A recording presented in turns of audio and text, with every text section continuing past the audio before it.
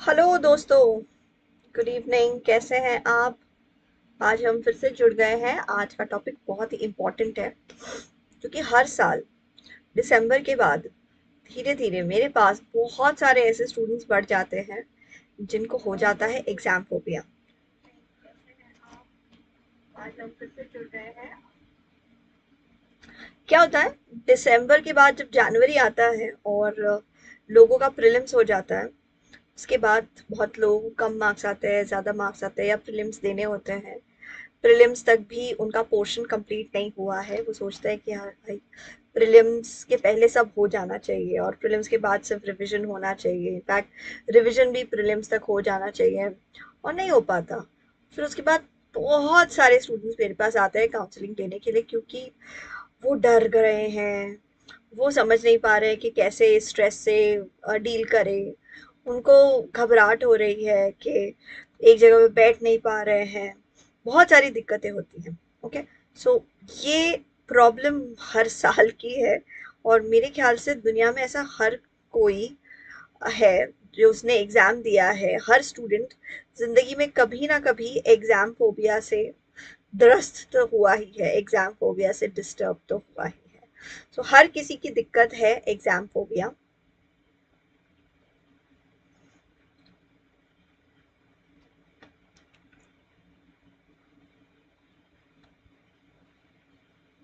और आज हम सीखेंगे कि वो कौन से इफेक्टिव स्ट्रैटेजीज है जिससे आप एग्जाम के डर को भगा सकते हैं। ठीक है, तो बहुत गहराई में हम जाएंगे और बहुत सारे इफेक्टिव स्ट्रैटेजीज आज हम सीखेंगे। एग्जाम्स से एग्जाम्स के फोबिया को कम करने के लिए हम क्या सीख सकते हैं।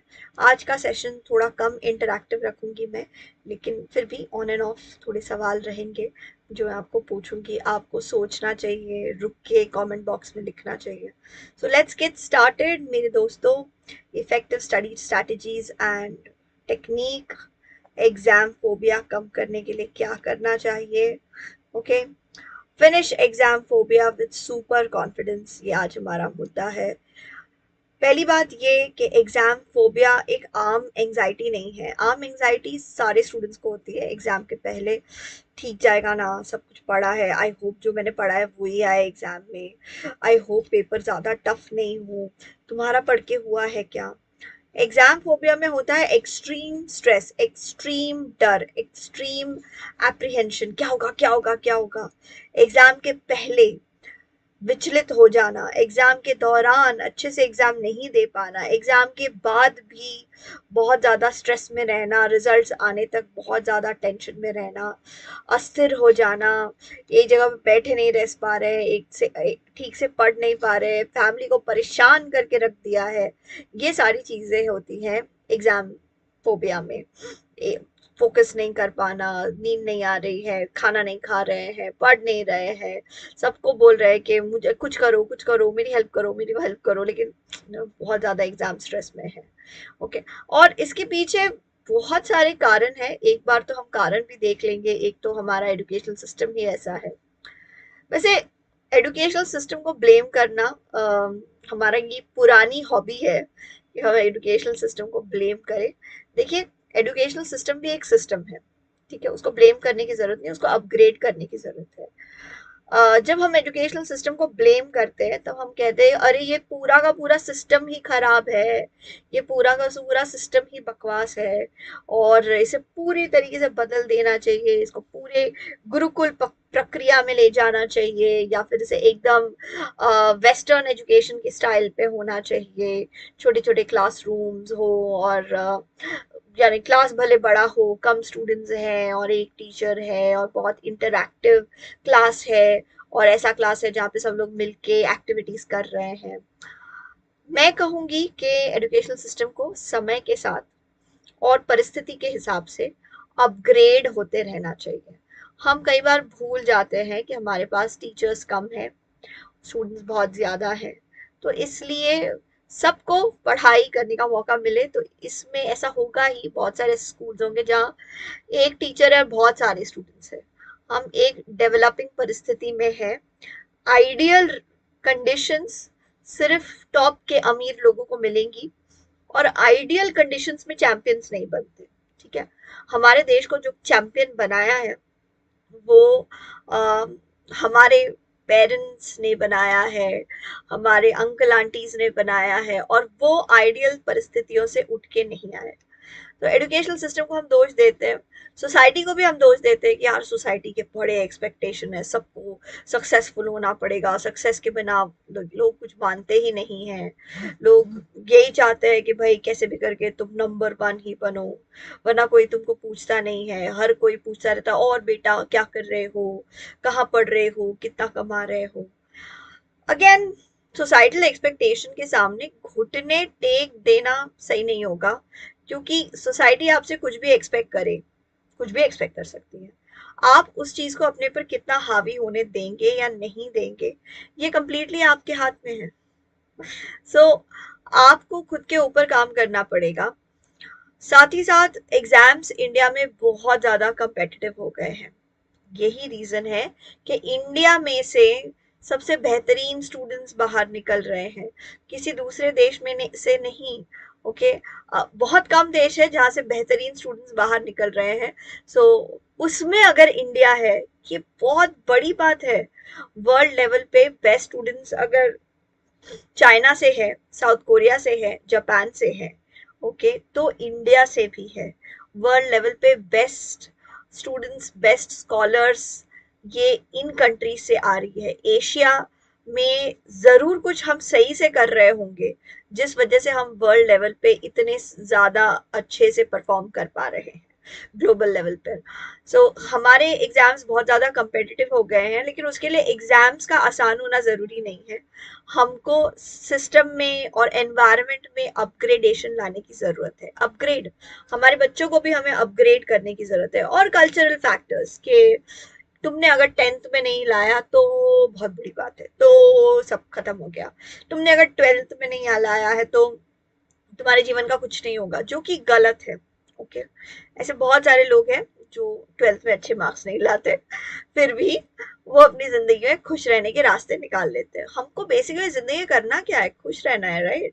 और सुरक्षित रहना है, अपने परिवार को सुरक्षित रखना है, कमाना है, न्यूट्रिशन लेना है, अपने घर वालों को न्यूट्रिशन देना है। तो ये सिंपल कुछ चीजें हैं। ऑफ कोर्स कल्चर बहुत ज्यादा फोकस कर देता है सक्सेस के ऊपर, लेकिन आप जिस किस चीज को अपने पे हावी होने देंगे या नहीं होने देंगे, ये आपके हाथ में है। तो ऑब्वियसली हम हमेशा इस बात पे फोकस करते हैं कि हम उस प्रॉब्लम को सॉल्व करें जो हमारे कंट्रोल में है। तो इसलिए ये फैक्टर्स होने के बावजूद मैं आपको यही कहूंगी कि आप उस चीज पे फोकस कीजिए जो हमारे हाथ में है। ऑफ कोर्स अगर पढ़ाई और ज्यादा इंटरैक्टिव और एक्सपीरियंस बेस्ड होती तो और ज्यादा अच्छे से सीख पाते। ऑफ कोर्स अगर सोसाइटी और ज्यादा फ्लेक्सिबल होती तो फिर हमारे लिए आसान हो जाता।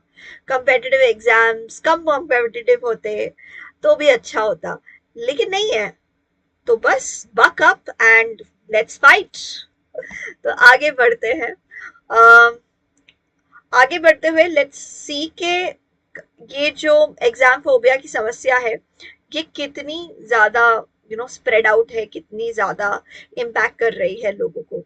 तो पहली बात ये कि स्टडीज ये सिद्ध कर रहे हैं 10 से 40% स्टूडेंट्स अपनी जिंदगी में मॉडरेट टू सिवियर लेवल की एग्जाम फोबिया या एग्जाम एंजाइटी एक्सपीरियंस करते ही है। ओके, एंड इनफैक्ट इंडिया में बहुत सारे लोगों को एग्जाम एंजाइटी होती है, लेकिन फोबिया बहुत कम लोगों को होता है। ओके, एंजाइटी यानी कि हल्के लेवल पे, बेसिक लेवल पे, और फोबिया यानी कि एक्सट्रीम टेंशन, एक्सट्रीम एंजाइटी, डर, घबराहट, चिंता, विचलित हो जाना। ओके, और एग्जाम फोबिया किसी भी लेवल पे हो सकता है। इंसान को 10th में, 12th में, ग्रेजुएशन में, मास्टर्स में, कहीं पे भी इंसान को एग्जाम फोबिया हो सकता है। इनफैक्ट मेरे पीएचडी के वाइवा में भी, मैं पीएचडी के थोड़े से पहले थोड़ी तो चिंतित थी, मतलब थोड़ी एंग्शियस तो मैं थी कि हाँ, आई होप सब कुछ सही से जाए, आई होप कोई प्रॉब्लम नहीं हो, आई होप सब एक स्मूथ फ्लो में जाए, कोई दिक्कत नहीं आए। तो इट्स क्वाइट ऑब्वियस, आपको बस केयरफुल होने में मदद करता है एग्जाम फोबिया, थोड़ा चौकन्ने रहने में। Exam anxiety, not phobia, exam anxiety आपको थोड़े चौकन्ने रहने में मदद करता है। फोबिया दिक्कत भरा ये है, इसलिए है क्योंकि ये आपको काम ही नहीं करने दे रहा है, क्योंकि ये आपको कोई सोल्यूशन में हाथ ही नहीं डालने दे रहा है। ओके, प्लेस टू प्लेस आप देखेंगे एग्जाम एंजाइटी में फर्क आता है। कहीं पे मैं देखती हूँ कि एग्जाम एंजाइटी ज्यादा उन स्टूडेंट्स को होती है जो अच्छे स्टूडेंट्स होते हैं। जो स्टूडेंट्स इतने अच्छे मार्क्स नहीं ला रहे हैं, कई बार they are okay with their marks, okay, तो उनको उनको चलेगा, उनको इतने कुछ डर नहीं है। कई बार देखा गया है कि लड़कियों को एग्जाम एंजाइटी लड़कों के तुलना में थोड़ा ज्यादा होता है। एक्चुअली लड़कों को बहुत हद तक आप देखिए घबराने से मना भी किया जाता है, जैसे लड़कों को घबराना अलाउड नहीं है, लड़कों को दुखी होना अलाउड नहीं है, लड़कों को सिर्फ गुस्सा होना अलाउड है। तो फिर अगर वो एग्जाम को लेके घबरा भी रहे हैं तो भी अपना जो एक्सप्रेशन है वो लड़के निकालेंगे, किसी बात पे लड़ेंगे, पढ़ाई करना छोड़ देंगे। किसी ने अगर उनको कहा कि अरे तुम पढ़ क्यों नहीं रहे हो, आप मेरे पीछे मत पढ़ो, आप मुझे मत बताओ मुझे क्या करने की जरूरत है, ये है वो है, और फिर लड़ने लगेंगे। रीजन ये है क्योंकि उनको सिर्फ गुस्सा होना अलाउड है कल्चरली। उनको ये हमने बताया ही नहीं है कि भाई आप घबरा भी सकते हो, आप दुखी भी हो सकते हो, आप आके बोल सकते हो कि मम्मा पापा मुझे डर लग रहा है। लड़कों को बहुत दिक्कत हो जाती है इस बात को एक्सेप्ट करने में कि हाँ मुझे डर लग रहा है, तो वो अपने डर को गुस्से में एक्सप्रेस करते हैं। लड़कियों के पास ये प्रॉब्लम नहीं है। ओके, एग्जाम फोबिया का क्या असर पड़ता है जल्दी से जल्दी हम देख लेंगे। पहला असर तो ये कि अंडर परफॉर्मेंस हो जाती है। सिर्फ यही नहीं कि पढ़ नहीं पा रहे हैं, लेकिन क्योंकि हमने अपना पूरा 100% नहीं दिया, तो इसलिए बाद बार हमेशा हमें वो बुरा लगता रहता है कि यार और करते तो अच्छा हो जाता, और करते तो अच्छे मार्क्स आ जाते।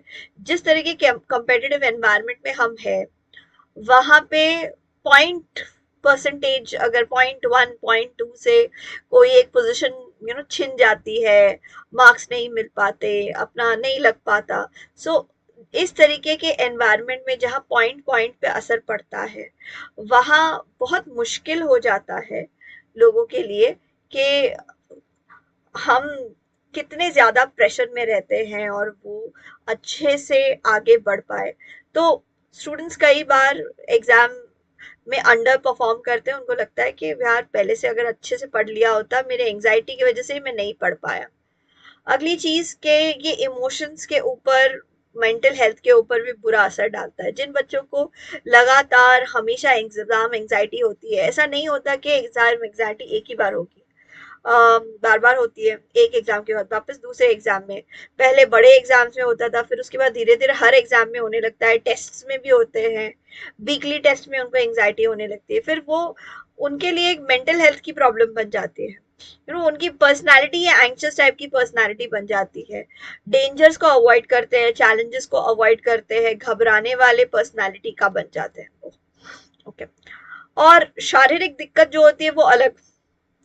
मैंने ऐसे लोगों को देखा है, बच्चों को, मेरे पास ही एक लड़की आई थी जिसको एग्जाम एंजाइटी था, और वो एंजाइटी से बचने के लिए पढ़ते वक्त अपने बाल नोचती थी, एक एक करके प्लक करके निकालती थी।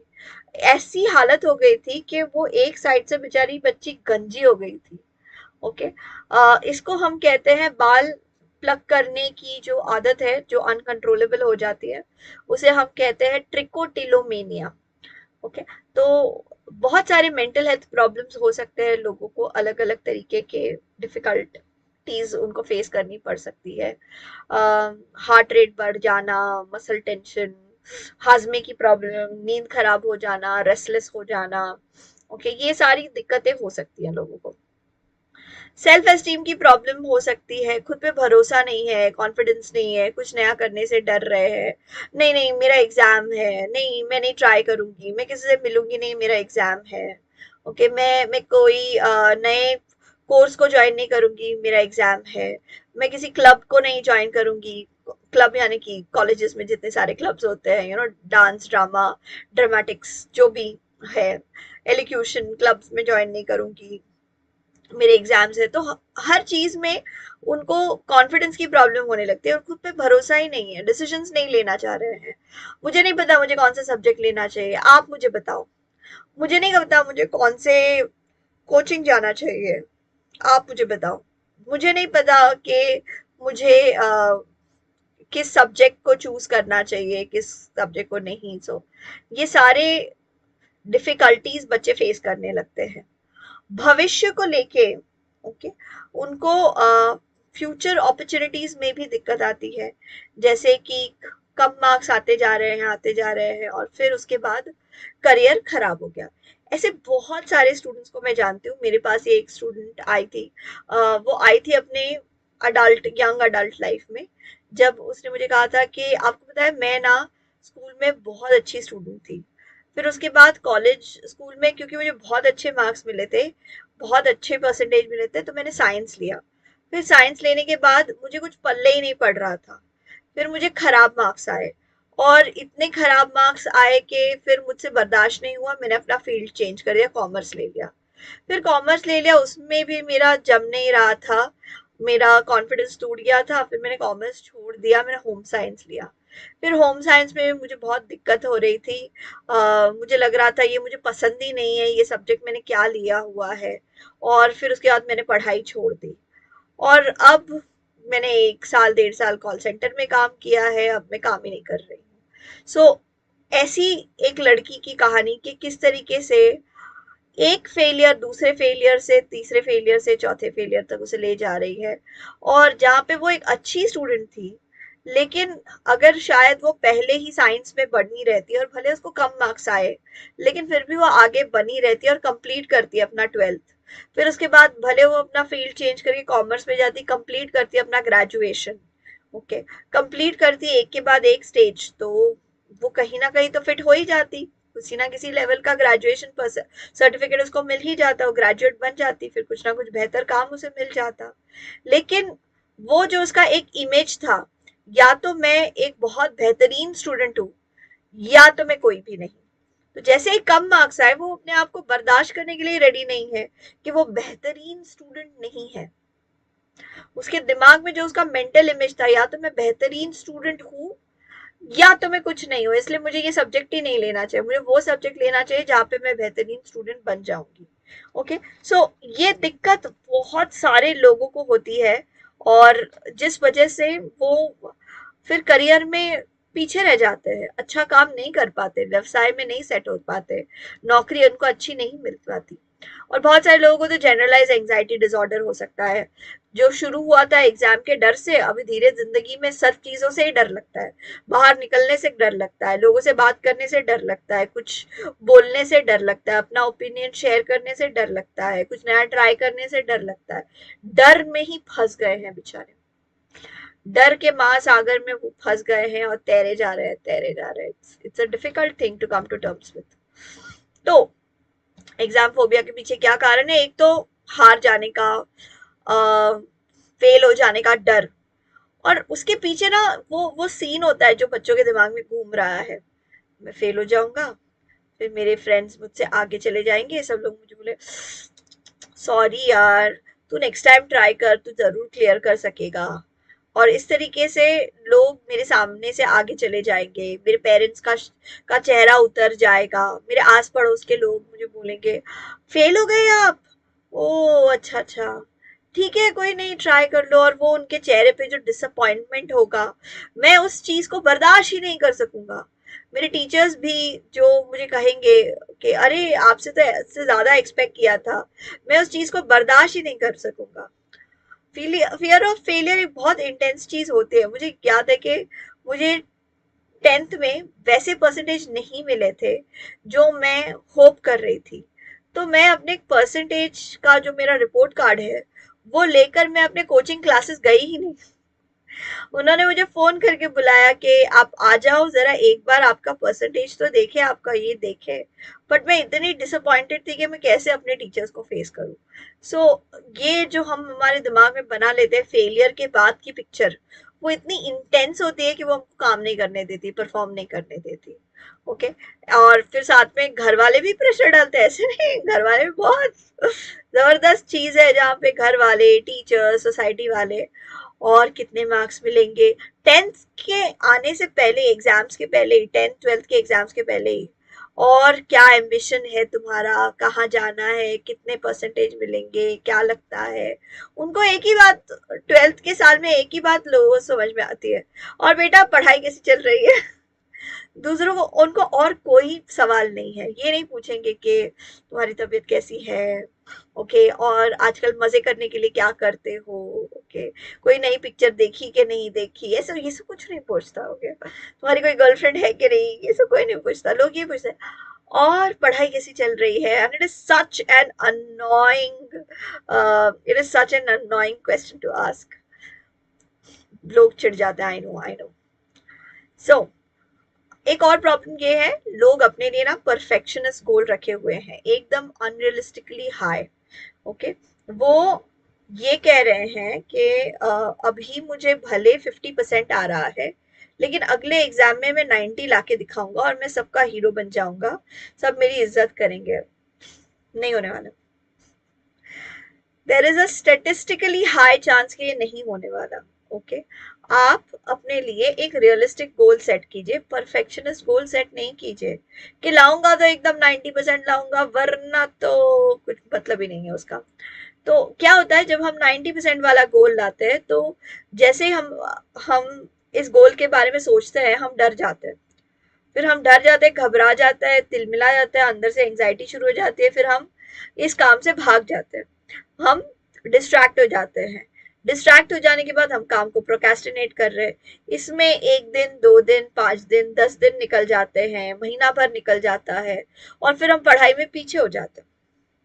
अब जब हम पढ़ाई में पीछे हो गए, अब हमको पता है कि ये टाइम बहुत कम है 90% लाने के लिए, तो फिर हम सोचते गई भैंस पानी में, अब कुछ नहीं होने वाला, अब 90 नहीं मिलेगा, अब तो छोड़ ही दो, छोड़ो, और आज और पढ़ाई नहीं करते, कल और पढ़ाई नहीं करते, और फिर धीरे धीरे वो टाइम आ जाता है जब एग्जाम सर पे आ गया है, हमने कुछ भी नहीं पढ़ा है, शायद हम फेल ही हो जाएंगे, 90 का तो छोड़ो, शायद फेल ही हो जाएंगे। और उस डर से फिर लास्ट में क्रैमिंग करके पढ़ाई करना, लेकिन वो कुछ भी मतलब हजम कर लेना, मतलब कुछ भी पढ़ लो, पढ़ लो, पढ़ पढ़ के रिपीट कर करके बिना समझे पढ़ाई करना, बिना समझे बस चीजों को मगअप करना, तो वो प्रॉब्लम हो जाती है। तो इसलिए अपने आप को एक रियलिस्टिक गोल दीजिए कि मुझे 30%, 20 से 30% इम्प्रूवमेंट लाना है। 20 से 30% आपके लिए लाना पॉसिबल होगा, और फिर उसमें आप पहली बात आप डरेंगे भी नहीं। ओके। आप प्रोक्रेस्टिनेट भी करेंगे, तब भी आप अपने आप को कहेंगे यार 20 से 30% इम्प्रूवमेंट ही तो लाना है, हो जाएगा। ओके। प्रिपरेशन की कमी की वजह से बहुत एग्जाम फेयर होता है। अगर आपने अच्छे से प्रिपेयर किया है, तो there is a significantly high chance कि आपको एग्जाम एंजाइटी नहीं होगी। ओके। अधिकांश स्टूडेंट्स जिनको एग्जाम एंजाइटी होती है, वो इस वजह से क्योंकि उन्होंने उतना एफर्ट नहीं डाला है जितना वो डाल सकते थे।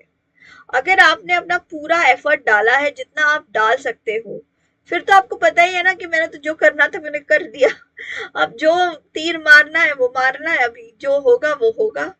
ओके। इससे ज्यादा कुछ होने वाला है नहीं, जो मैं दे सकता था मैंने सब दिया है, तो अभी रो के कोई फायदा नहीं है, चिंता करके कोई फायदा नहीं है, मुझे वही मिलेगा जिसके मैं लायक हूँ। तो प्रिपरेशन जब आपकी पक्की होती है ना, तब आप अपने रिजल्ट्स के लिए बहुत हद तक रेडी हो जाते हैं। प्रॉब्लम तब होती है जब हमारी प्रिपरेशंस पूरी नहीं होती। अच्छा, अगला है कि आपके पुराने एक्सपीरियंसेस, वो भी एग्जाम एंजाइटी क्रिएट कर सकते हैं। मैंने बहुत एफर्ट डाला था, और फिर भी पेपर बहुत ज्यादा टफ आया, और अभी शायद फिर से होगा, कोई फायदा ही नहीं है पढ़ने का, अगर मैं पढ़ भी लूँ तब भी दिक्कतें होती रहेंगी।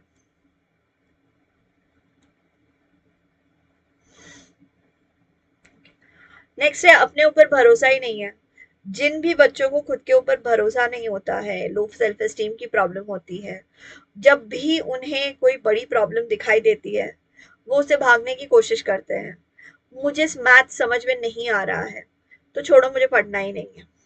ओके। वो पढ़ाई छोड़ देंगे अगर उनको कोई कॉन्सेप्ट समझ में नहीं आ रहा है।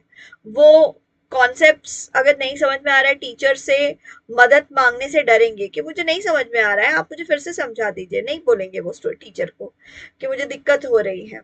तो लो सेल्फ एस्टीम की प्रॉब्लम होने लगती है।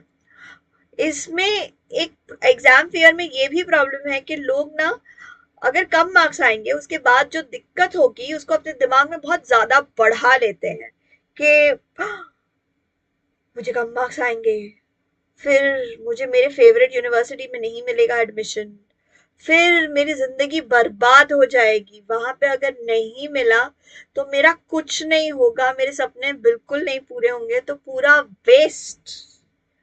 ओके। और इस तरीके से उन्होंने आने वाले नेगेटिव कंडीशन को, आने वाले नेगेटिव कॉन्सिक्वेंस को इतना ज्यादा ज्यादा नेगेटिव कर दिया, उसको इतना ज्यादा बुरा बना लिया कि अब वो उसे बर्दाश्त ही नहीं कर पा रहे हैं। तो इसको कैटेस्ट्रोफाइजिंग बोलते हैं कि जो बुरा हो सकता है उसको इतना बड़ा बना देना, जैसे कि कोई प्राकृतिक आपदा आ गई हो। ओके। कि जैसे आपको अपने फेवरेट कॉलेज में अगर नहीं मिला तो फिर कोई प्राकृतिक आपदा है वो, ऐसा नहीं है। ओके। आपको अगर अपने फेवरेट कॉलेज में नहीं मिला तब भी कुछ अच्छा हो सकता है, तब भी आप अपनी जिंदगी में अपने लक्ष्य तक पहुंच सकते हैं। मुझे याद है, मैंने अपने आप को कहा था कि मैं तो भाई ग्रेजुएशन में यूनिवर्सिटी में फर्स्ट आने वाली हूँ, क्योंकि मुझे ट्वेल्थ में बहुत अच्छे मार्क्स आए थे, स्टेट में रैंक भी आया था। तो मैंने अपने आप को कहा था भाई ग्रेजुएशन में तो मैं यूनिवर्सिटी में फर्स्ट आऊंगी और मुझे गोल्ड मेडल मिलेगा और सब कुछ अच्छा ही होगा। और जैसे धीरे धीरे मेरी पढ़ाई ढीली हो गई, कुछ पर्सनल रीजंस के वजह से मैंने बेस्ट पढ़ाई नहीं की थी, और फिर धीरे धीरे मुझे लगने लगा कि यार नहीं, अब तो मुझे गोल्ड मेडल नहीं मिलेगा, तो मुझे एग्जाम में पढ़ना भी नहीं चाहिए, मुझे एग्जाम ही नहीं देना है। और मैं एग्जाम देने के लिए रेडी ही नहीं थी। मैं चाह रही थी कि मैं अपने ग्रेजुएशन के एग्जाम दूं ही नहीं। मैं ये सोच रही थी कि यार अगर मैं चलते चलते ऐसे गिर गई और मेरा हाथ टूट गया तो फिर मुझे एग्जाम देने की जरूरत नहीं पड़ेगी। इस तरीके के विचार मुझे आ रहे थे और मैं नहीं देना चाह रही थी एग्जाम।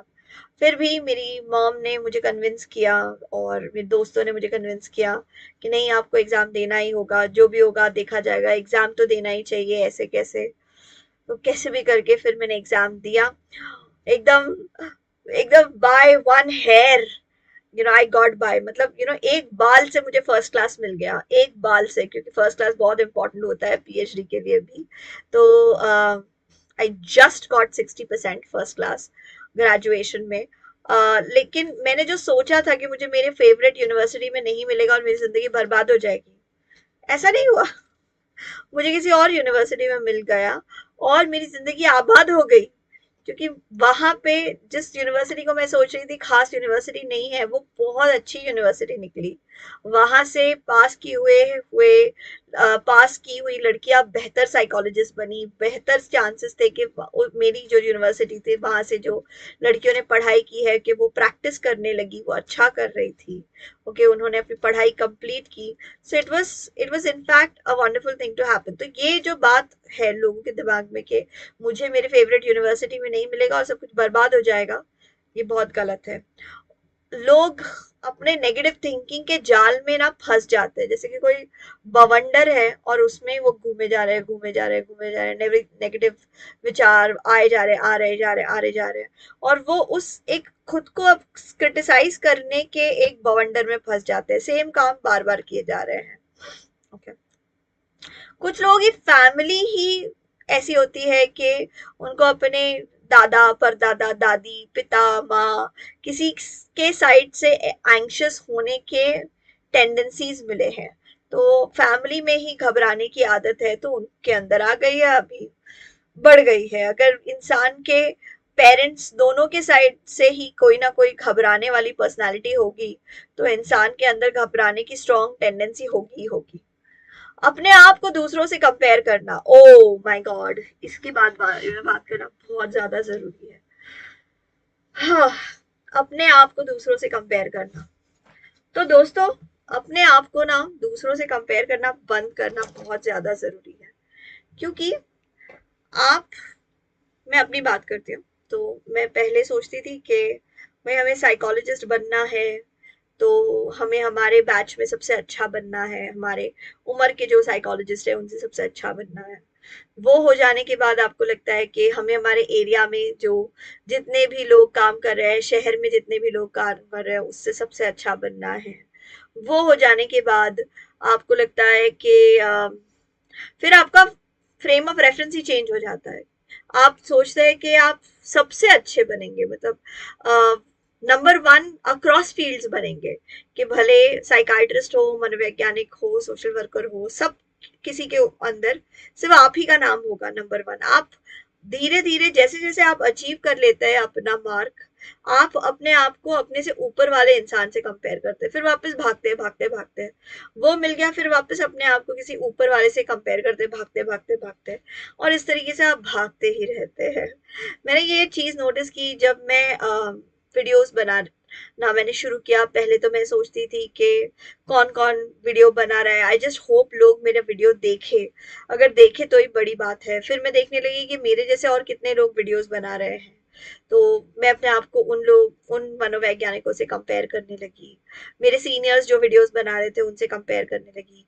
लेकिन जैसे जैसे मैंने एक एक पड़ाव पार किया, 10,000, 20,000, फिर मेरे जितने बहुत कम मनोवैज्ञानिक एक रह गए जो वीडियोस बनाते हैं, तो फिर उसके बाद मैं सिर्फ अपने आप को टॉप के लोगों के साथ कंपेयर करने लगी।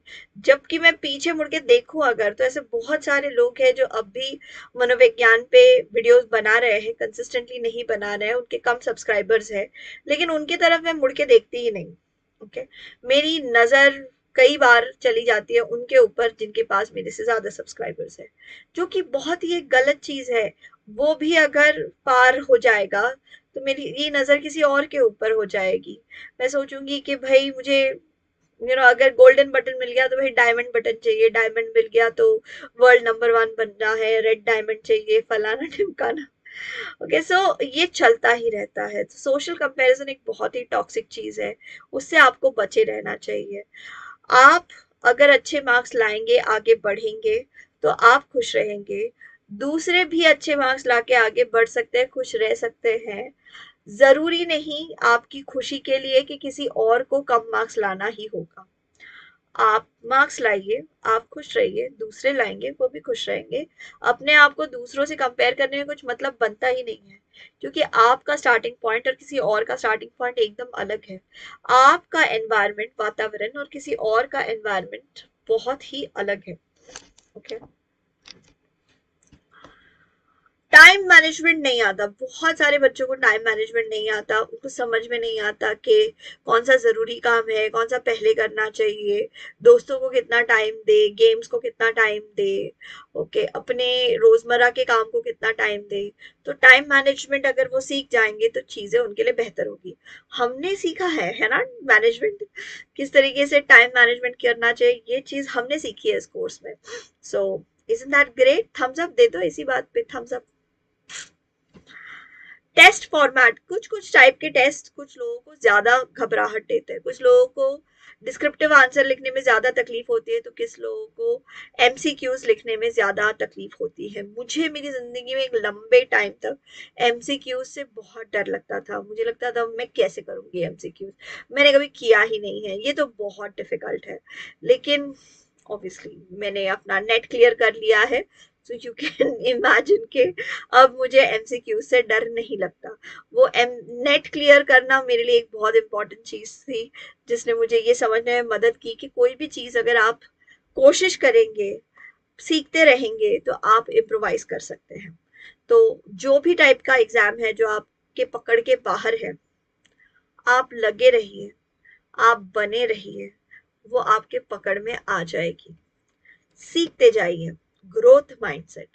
ओके, अगला है कि इन बहुत सारे स्टूडेंट्स हैं जिनके पास कोपिंग स्ट्रैटेजीज नहीं है। घबराहट होगी तो कम कैसे करना है, घबराहट ना हो उसके लिए करना क्या है, आज मैं वो कोपिंग स्ट्रैटेजीज आपको सिखा दूंगी। बहुत सारे लोग बहुत ज्यादा ही स्ट्रेसफुल एनवायरनमेंट में पढ़ाई कर रहे हैं, कोटा में पढ़ाई कर रहे हैं, ओके किसी किसी हॉस्पिटल में पढ़ाई कर रहे हैं, हॉस्पिटल मतलब मेडिकल स्टूडेंट्स के लिए, तो उनका एनवायरनमेंट ही बहुत ज्यादा स्ट्रेसफुल होता है। जो टॉप गवर्नमेंट मेडिकल कॉलेजेस में पढ़ाई भी कर रहे हैं और जॉब भी कर रहे हैं, उनके लिए पढ़ाई बहुत डिफिकल्ट है। उनको बेचारों को खाना खाने के लिए जगह नहीं है, समय नहीं है, भयंकर परिस्थितियों में वो काम कर रहे हैं, सोने को नहीं मिलता उनको। जो भी स्टूडेंट्स सीनियर लेवल पे होते आते हैं, एमबीबीएस के बाद एमडी कर रहे हैं, एमएस कर रहे हैं, डीएनबी कर रहे हैं, ये या डीपीएम कर रहे हैं, जो भी ये स्टूडेंट्स एमबीबीएस के बाद वाले लेवल पे जब ये जाते हैं, तब वो कई बार कहते हैं कि रेजिडेंसी करते वक्त या दूसरे समय बेचारों को खाने का टाइम नहीं मिलता।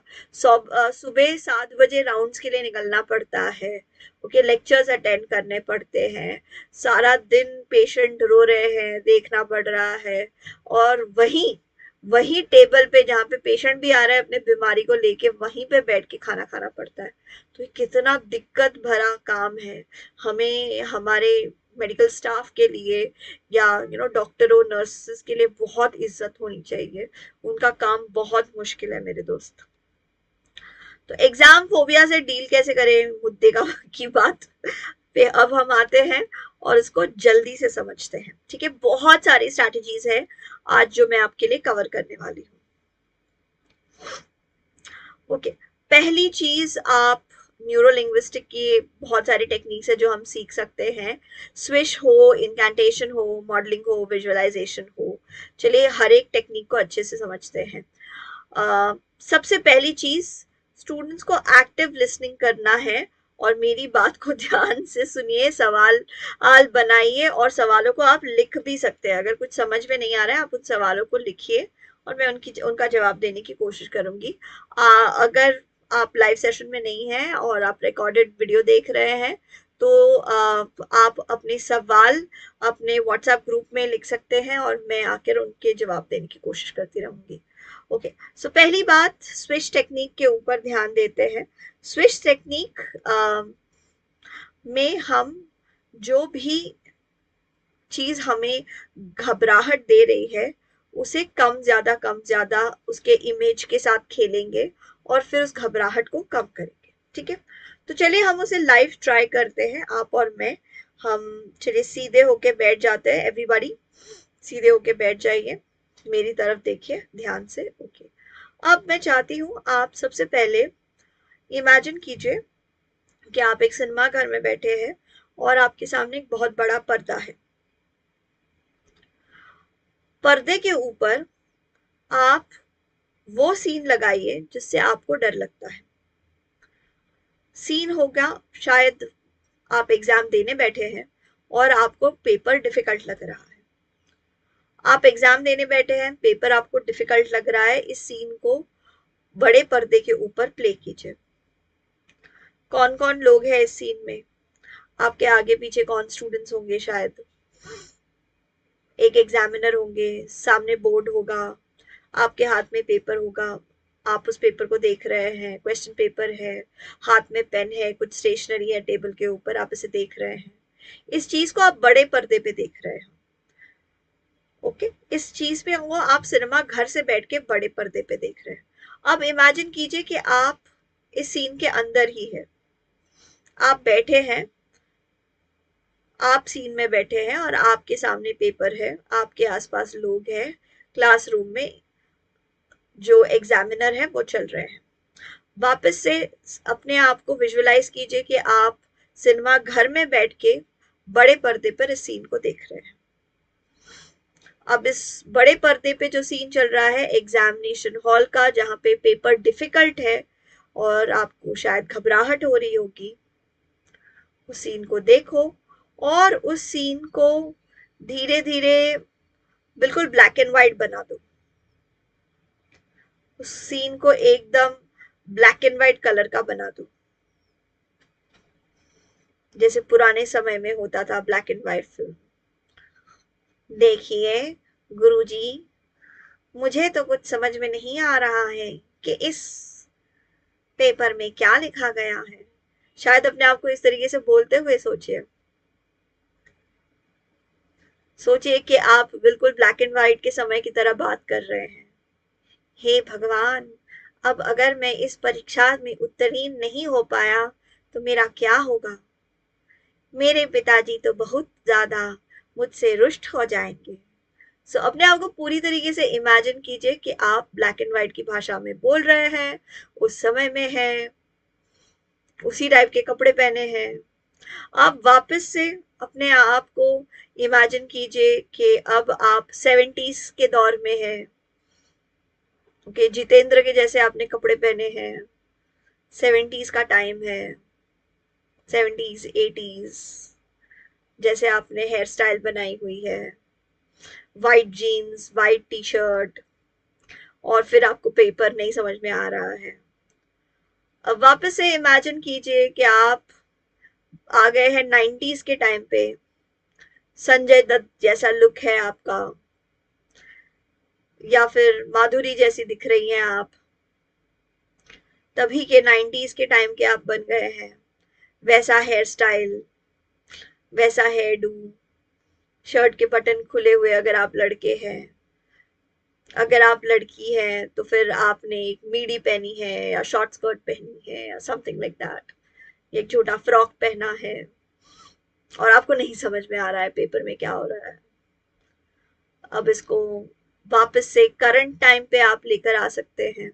अभी के समय जीन्स पहना है या जो भी आपने पहना हुआ होगा, अभी के टाइम में बिल्कुल कलरफुल, इसको टेक्निकलर कर दो। अब इस सीन को ब्लैक एंड व्हाइट कर दो।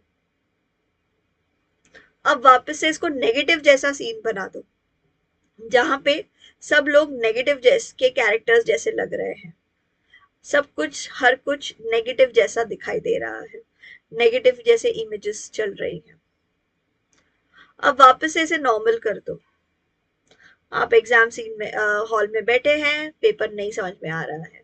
अब इस सीन को धीरे धीरे धीरे धीरे पूरा वाइट बना दो। धीरे धीरे धीरे धीरे पूरा ब्लैक बना दो। अब जल्दी से इसे वाइट बनाओ, ब्लैक बनाओ, वाइट बनाओ, ब्लैक बनाओ, वाइट बनाओ। अब इस सीन को धीरे धीरे छोटा कर दो, छोटा छोटा छोटा छोटा करके किताब के साइज का बना दो। आप सिनेमा घर के पर्दे पर एक वाइट पर्दे को धीरे धीरे छोटा होते होते होते होते होते किताब के साइज, मोबाइल का साइज, माचिस की डिब्बी का साइज छोटा होते होते एकदम एक छोटे से डॉट जैसा हो गया। जोर से फूक मार के इसे उड़ा दो। अब सोचो कि अब आप एक नया सीन इस एग्जाम के पर्दे पे चला रहे हैं। अब इस सीन में आपको भले जैसे मार्क्स आए हैं, आप फिर भी बहुत कॉन्फिडेंट महसूस कर रहे हैं। आप अपने आप को कह रहे हैं कोई बात नहीं, मुझे जीतते रहना होगा, मुझे मेहनत करते रहना होगा। और आप अपने आप को उतना ही कॉन्फिडेंट महसूस कर रहे हैं जितना इलॉन मस्क महसूस करते होंगे जब उनका कोई रॉकेट फेल हो जाता है और उनको करोड़ों का नुकसान भी हो जाता है, तब भी वो एकदम निश्चिंत होकर रहते हैं। निश्चिंत नहीं, लेकिन बस हल्का, हल्की एक चिंता शायद, लेकिन कॉन्फिडेंस में कमी नहीं। एक हल्की चिंता लेकिन कॉन्फिडेंस एकदम जबरदस्त। अगली बार जीत के रहेंगे, अपने आप को वैसा कहते हुए सुने। सोचिए कि आप सिनेमा घर के पर्दे से आप जो सिनेमा घर में सोफे पे बैठे हैं उसको कह रहे हैं कि अगली बार जीतेंगे, डर के आगे जीत है, कोशिश करते रहना जरूरी है। और अपने आप को पूरे कॉन्फिडेंस को महसूस करने में मदद कीजिए। सिनेमा घर में ये एक कॉन्फिडेंट सीन चल रहा है, पीछे कॉन्फिडेंट म्यूजिक चल रहा है, ढोल बज रहे हैं, ड्रम बज रहा है, आपका, आपके हृदय की गति बढ़ रही है और अब आप बहुत ज्यादा कॉन्फिडेंट है। और अपने आप को कहिए, आई can win, I will win, I am a winner. I can win, I will win, I am a winner। एक आखिरी बार, I can win, I will win, I am a winner. और यही स्विच टेक्निक है।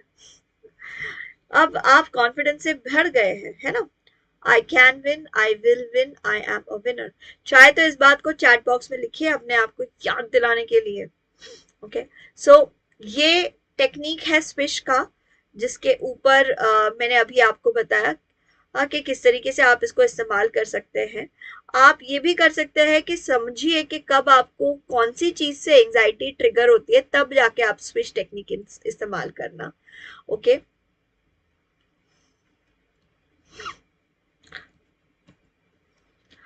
अगली technique है इनकैंटेशन। इनकैंटेशन यानी कि अफर्मेशन दोहराना, मंत्र जाप। मंत्र जाप में बहुत ज्यादा ताकत है। तो मंत्र जाप करने के लिए अच्छे मंत्रों का एक एक बड़ी सूची बना लीजिए, एक लिस्ट बनाइए अच्छे मंत्रों का, जैसे कि मैं काम हूँ, मैं कॉन्फिडेंट हूँ एग्जाम के दौरान, मैंने अच्छे से तैयारी की है, मैं तैयार हूँ, मैं जीत के लिए तैयार हूँ। ओके, एग्जाम्स मेरे लिए एक मौका है कि मैं दिखाऊं मुझे कितना कुछ आता है। इस तरीके से अच्छे अच्छे आप मंत्र बना लीजिए, एफर्मेशंस बना लीजिए, और उनको दोहराते रहिए, दोहराते रहिए। एक बार रिकॉर्ड कर लो और फिर उसको प्ले करते रहो, प्ले करते रहो। ओके, अगला है मॉडलिंग। मॉडलिंग में आपको, एनएलपी में मॉडलिंग का एक बहुत बड़ा रोल होता है, ठीक है? मैं जहां पे कहते हैं मॉडलिंग में कि आप अपने लिए एक मॉडल तय कर दो, आपका एक रोल मॉडल, एक गोल तय कर दो, जिसको आप देखो कि मुझे इसके जैसा बनना है। फिर वो जो चीजें करता है उसको फॉलो करो, उसको कॉपी करो। जो भी चीज वो कर रहा है उन सारी चीजों को आप कॉपी करो। सो ये मॉडलिंग का हिस्सा बन जाती है। ओके, उसने जो चेंजेस लाए हैं, जैसी उसकी पर्सनालिटी है, जैसे उसकी चॉइसेस है, इन सारी चीजों के ऊपर आप काम करो। एक मॉडल चुनना है, उनके बिहेवियर को ऑब्जर्व करना है, वो क्या करते हैं, वो स्ट्रेस कैसे मैनेज करते हैं, एग्जाम के दौरान की तैयारी वो कैसे करते हैं, एग्जाम कैसे लिखते हैं। उस मॉडल के सारे बिहेवियर को ऑब्जर्व कीजिए, पता लगाइए, उनकी स्ट्रैटेजीज को एक्सप्लोर कीजिए कि उनकी क्या स्ट्रैटेजीज है, और फिर अपने आप को विजुअलाइज कीजिए कि आप उसी की जगह पे है, उसी की तरह काम कर रहे हैं, उसी की तरह रिएक्ट कर रहे हैं। और फिर विजुअलाइजेशन के बाद प्रैक्टिस कीजिए, बिल्कुल उसे कॉपी करने की कोशिश कीजिए, और विजुअलाइज कीजिए कि आप सक्सेसफुल हो रहे हैं। प्रैक्टिस भी कीजिए और अपने आप को सक्सेसफुल होते हुए भी देखिए। मैं उसी दिन सुन रही थी रणबीर अलाहाबादिया के एक पॉडकास्ट में, जहाँ पे वो कह रहे हैं कि वो उन्होंने किस तरीके से अपने सक्सेस को मॉडल किया है विदेशी पॉडकास्टर्स के बेसिस पर। ओके, कैसे उन्होंने टेट, एंड्रयू टेट के ऊपर और अपने आप को मॉडल किया है उनके पॉडकास्ट के स्टाइल को देखकर। तो हम भी देखते हैं कि कुछ मॉडल्स हमारे लिए क्या हो सकते हैं, हम किन मॉडल्स को फॉलो करें। वैसे अलग अलग टाइप के सक्सेसफुल स्टूडेंट्स होते हैं, आप जरा इनसे मिलिए। एक तो फिर हमारे लिए सबके वो फेवरेट कैरेक्टर है शेल्डन कूपर, जो एक जीनियस है। शेल्डन कूपर एक जीनियस है, वो तो पैदा ही हुआ था ये इंसान पढ़ाई करने के लिए। अगर आप अपने आप को ऐसा ही जीनियस मानते हैं तो शेल्डन कूपर की तरह अपने आप को मानिए कि भाई मुझे प्यार है, सब्जेक्ट से प्यार है, ये करना ही मुझे अच्छा लगता है। ओके, मैं वही कर रहा हूँ जो मुझे करना अच्छा लगता है, मुझे पढ़ने से प्यार है, मैं वही कर रहा हूँ। दूसरी मॉडल आप जो फॉलो कर सकते हैं वो है मशीन मॉडल। ये मैरी कॉन्डो है मशीन मॉडल में, जो बहुत ज्यादा ऑर्गेनाइज लोग हैं। इन्होंने अपने नोट्स को ऑर्गेनाइज करके रखा है, ये क्लास में टाइम पे पहुंचते हैं, ये सारा होमवर्क कंप्लीट करते हैं, ये परफेक्ट नोट्स बनाते हैं। ये बिल्कुल मशीन की तरह, इनका सुपर पावर है ऑर्गेनाइज्ड होना। ये मॉडल आप फॉलो कर सकते हैं। या फिर आप मनोज कुमार जी की तरह एक पैशनेट लर्नर बन सकते हैं, जिनके ऊपर अभी फिल्म भी बनी है, 12वीं फेल, 12th फेल। तो ये फिल्म के ऊपर जिनकी कहानी बनी है वो है मनोज कुमार आर जी। और इनको अगर हम फॉलो करेंगे तो ये है पैशनेट, लेकिन मैं सारी मेहनत डाल दूंगा, जो हो सकता है कर दूंगा। ओके, मेरी जो भी दिक्कतें हैं मैं दिक्कतों को फेस करूंगा और पढ़ाई करूंगा। मैं आटा चक्की में काम करके मैं पढ़ाई करूंगा, मैं पढ़ाई करूंगा और मैं करके दिखाऊंगा। फिर हमारे पास है शशि थरूर जैसे लोग, जिनके पास एक बहुत अच्छा हेड स्टार्ट है। पेरेंट्स दोनों पढ़े लिखे हैं, विदेश में जन्म होना और इंडिया में बेस्ट कॉलेजेस में पढ़ना, बहुत अच्छे पढ़ाई का एनवायरनमेंट है। तो मैं अपने रिसोर्सेज का पूरा इस्तेमाल करूंगा, मैं अपने रिसोर्सेज को रिस्पेक्ट करूंगा और अपने पूरे जो भी मुझे रिसोर्सेज मिल रहे हैं, जो एनवायरनमेंट मुझे मिल रहा है, उसका सम्मान करते हुए उसे पूरी तरीके से एंजॉय करूंगा और उसका फायदा लूंगा। सो ये हो सकता है आपके शशि थरूर, आपके फॉर्चुनेट टाइप्स है। और अब फॉर्चुनेट इसलिए ज्यादा फॉर्चुनेट होते हैं क्योंकि वो अपने फॉर्च्यून को रिस्पेक्ट करते हैं। जो मिला है, जो है हमारे पास, उसका सम्मान करना।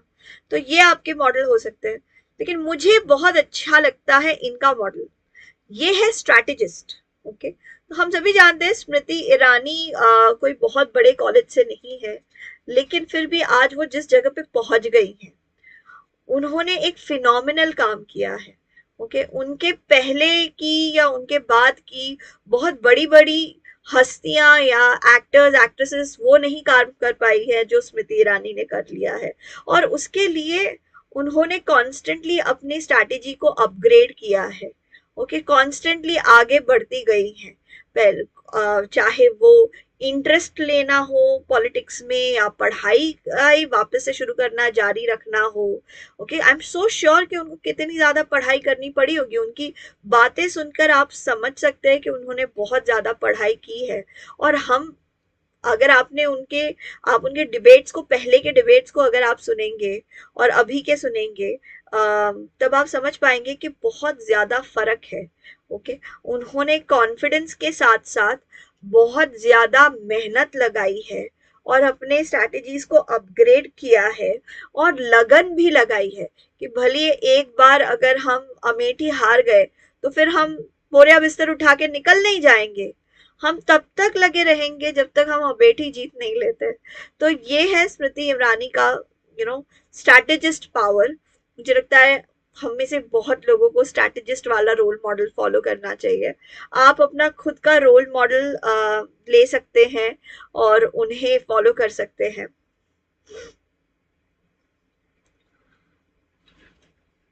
सो एनएलपी के और क्या क्या टेक्निक्स है जो हमें सुपर कॉन्फिडेंस, सिर्फ घबराहट कम नहीं, सुपर कॉन्फिडेंस डेवलप करने में हेल्प करेंगी। ओके, एनएलपी के साथ वैसे दूसरे भी टेक्निक्स है जिनको मैं आज कवर करूंगी, जैसे कि cognitive behaviour therapy, EFT technique, self hypnosis technique, ये भी हम कवर करेंगे। तो बने रहिए मेरे साथ, कोई ढिलाई नहीं, हम सब कुछ सीखेंगे। मुझे जो भी आता है मैं आपको सब सिखाने के लिए रेडी हूँ। अगर आप सीखने के लिए रेडी है तो सीखने के लिए रेडी है तो मुझे थम्स अप दे दो। ऑलराइट,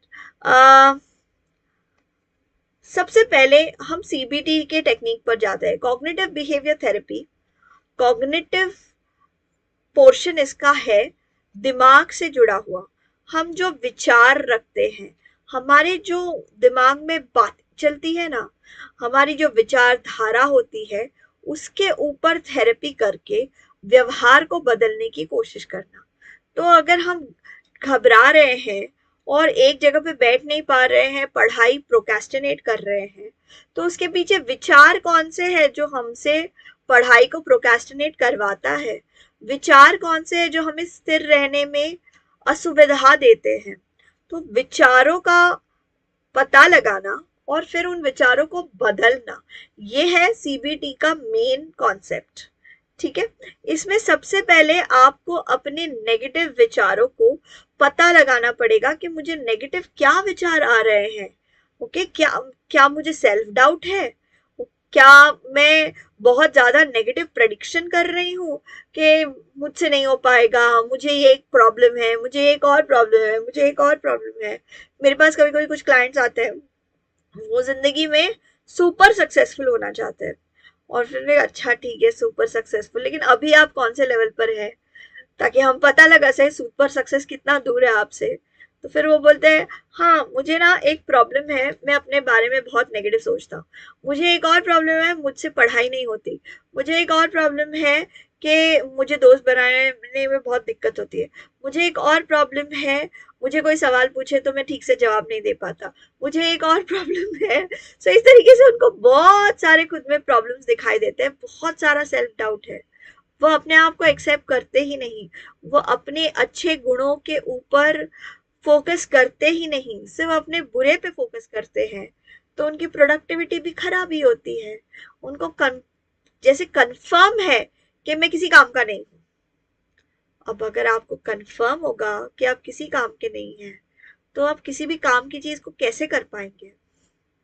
अगर आपको कंफर्म होगा कि आप बिल्कुल बेकार है, तो फिर कैसे बात बनेगी? आप कैसे प्रोडक्टिविटी दिखाएंगे? कैसे प्रॉब्लम सॉल्व करेंगे? अगर आप बेकार है तो फिर अंदर से ही आवाज आएगी ना, तो कोशिश भी करके क्या फायदा, हम तो बेकार ही है। सो सीबीटी में ये चीज बहुत चलती है, ABCDE। ओके, ए का मतलब अपने आप के activating beliefs, B activating situation. A का मतलब एक्टिवेटिंग बिलीफ्स नहीं, आई एम सॉरी, यहीं पे इसको चेंज कर देना सही रहेगा।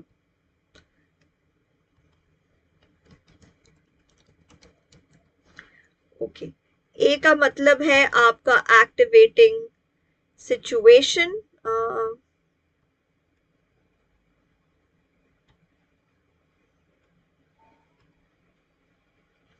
ओके, बी का मतलब है वो सारे विचार जो आपके दिमाग में चल रहे हैं, सारा सेल्फ टॉक, आपके थॉट्स, आपके सारे मस्ट सेंटेंस के I must be perfect, I must not make a mistake, I must be effective, वो सारे जितने जो आपके मस्ट सेंटेंस है, वो बी फॉर बिलीव्स।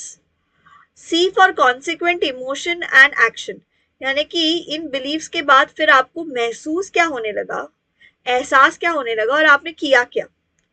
डी का मतलब है डिस्प्यूट, आपको डिस्प्यूट करना है। और ई का मतलब है कि डिस्प्यूट करने के बाद क्या आपने इफेक्टिव एक्शन लिया। इसको मैं अच्छे से समझाती हूँ, ABCD, क्योंकि ये ना समझना बहुत ज्यादा जरूरी है। आप किसी भी साइकोलॉजिस्ट के पास जाएंगे तो वो काउंसलिंग में आपसे ABCD जरूर कराएंगे। ओके, या तो फिर आपको समझ में आएगा कि वो ABCD कर रहे हैं, वरना वो ABCD ही फॉर्मेट यूज करते हैं और फिर आपको अपनी तकलीफ से बाहर आने में मदद करते हैं। ABCD एक बार आपको आ गया तो बहुत सारी काउंसलिंग आप खुद की खुद ही कर लेंगे। ओके, ए का मतलब है एक्टिवेटिंग इवेंट या एक्टिवेटिंग सिचुएशन। जैसे कि मुझे एहसास हुआ कि यार मुझे तो कैलकुलस समझ में नहीं आता। जैसे ही मुझे एहसास हुआ, ये सिचुएशन हुआ कि यार कैलकुलस समझ में नहीं आ रहा है, कैलकुलस में अटक रहे, ये सिचुएशन है, तो फिर मेरे दिमाग में विचार आया कि अरे ये तो बहुत मुश्किल है, मैं भी, मुझसे ये होगा ही नहीं, मे बी मैं इसके लिए बनी नहीं हूँ। फिर सी में आता है कॉन्सिक्वेंट इमोशन या एक्शन। फिर हमने क्या किया, consequence, as a consequence of my thinking, मेरे विचारों के वजह से मैंने क्या, उसके फलस्वरूप क्या इमोशन मुझे आए, उसके फलस्वरूप क्या एक्शन मैंने लिया। वो ये है कि मैंने अब पढ़ाई छोड़ दी, छोड़ो यार गेम खेलते हैं, मैं तो नहीं बनी हूँ कैलकुलस के लिए, मुझसे तो नहीं हो पाएगा कैलकुलस, तो रहने ही दो ना, अभी क्यों ही करना है, अभी का टाइम एंजॉय करते हैं, पढ़ाई छोड़ते हैं, गेम खेलते हैं, मैसेज करते हैं, इंस्टाग्राम थोड़ा चेक कर लेते हैं, फिर बाद में वापस से बैठेंगे। सो इस तरीके से अपने आप को हम अगर कहेंगे हमसे नहीं हो पाएगा तो हम उस काम को छोड़ देंगे। अब हमें एक्चुअली करना चाहिए बिलीव्स को डिस्प्यूट। डिस्प्यूट यानी कि अपने जो ये जो नेगेटिव विचार आपको आ रहे हैं, ये जो नेगेटिव बिलीव्स है, इनके साथ आपको लड़ना है। ओके, अब आप इनके साथ कैसे लड़ेंगे?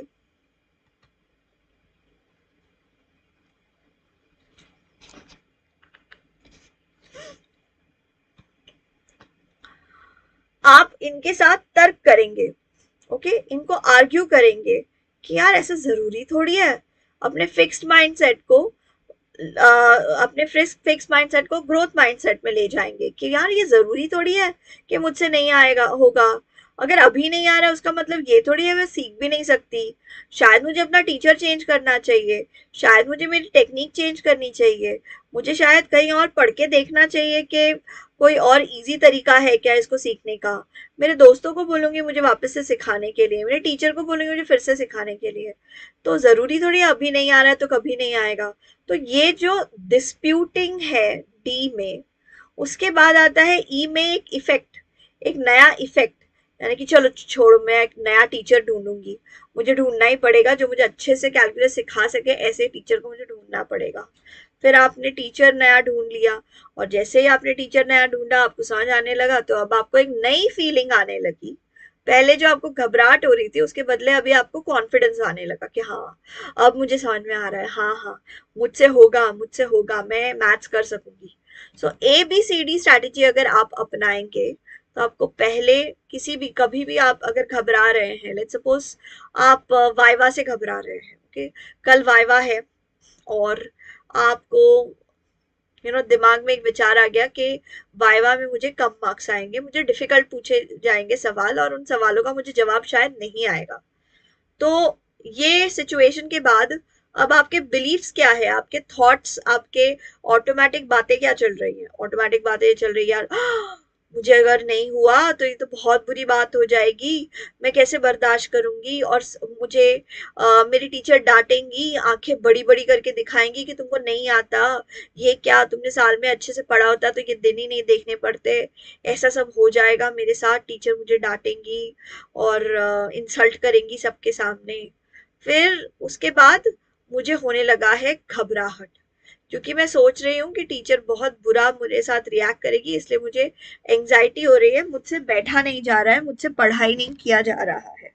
ओके, अब आप करेंगे डिस्प्यूट, इस बिलीफ को आप डिस्प्यूट करेंगे, ये बी को आप डिस्प्यूट, डी से डिस्प्यूट करेंगे। वैसे ऐसा जरूरी थोड़ी है कि टीचर मुझे डांटेगी ही, मुझे नहीं आता तो और भी तो बहुत सारे लोगों को नहीं आता। अच्छा मुझे नहीं आता तो इसके पहले भी तो हर साल टीचर को न जाने कितने स्टूडेंट्स को फेस करना पड़ा होगा जिनको नहीं आता। तो टीचर थोड़ी सबको याद रखती है, इसको नहीं आता उसको नहीं आता, टीचर तो भूल ही जाती है ना बाद में। अब उनको क्या पड़ी है मुझे आए नहीं आए, ओके उनको क्या ही फर्क पड़ता है। ऐसा भी तो हो सकता है कि टीचर बहुत दयालु हो जाए और इनफैक्ट मुझे वाइवा में आसान सवाल पूछे ताकि मुझे मार्क्स आए, मार्क्स मिले, क्योंकि इंटरनल है तो टीचर भी तो चाहती है कि मुझे अच्छे मार्क्स मिले। चलो ठीक है जो हो सकता है मैं अपने आप से पढ़ लेता हूँ। तो इस तरीके से फिर आप नया एक्शन लेते हैं, अभी के लिए पढ़ लेते हैं, इतना बुरा ही होगा ऐसा जरूरी नहीं है। So ABCDE, activating situation, beliefs, consequent emotion and action, dispute and effective action, यानी कि नया एक्शन जो हमारा है। ये हो गया ABCD। तो अगर आप ABCD समझ पाए हैं तो ABCD लिख दीजिए चैट बॉक्स में, मुझे अच्छा लगेगा, मुझे समझ में आएगा हाँ हाँ भाई लोग समझ गए। और अगर कोई सवाल है तो आप सवाल भी लिख सकते हैं। ओके, अगला है एफर्मेशंस, खुद को लेके पॉजिटिव एफर्मेशंस। हमने एफर्मेशंस के बारे में डिस्कस कर लिया है कि वो फायदा करते हैं। बिहेवियरल एक्सपेरिमेंट, करके देखो, बहुत सारी टाइम होता है ना हम करके देखते हैं तो हमें बहुत फायदा मिल जाते हैं। पुराने पेपर सॉल्व करके देखो, वाइवा का मॉक वाइवा दे के देखो, दोस्तों के साथ प्रैक्टिस करो मॉक वाइवा का। तो ऐसा करने से, बिहेवियरल एक्सपेरिमेंट से आपको पता लगेगा कि नहीं ठीक है, मॉक कोशिश करते रहने से आपको आइडिया लग जाएगा कि हाँ हमसे हो पाएगा।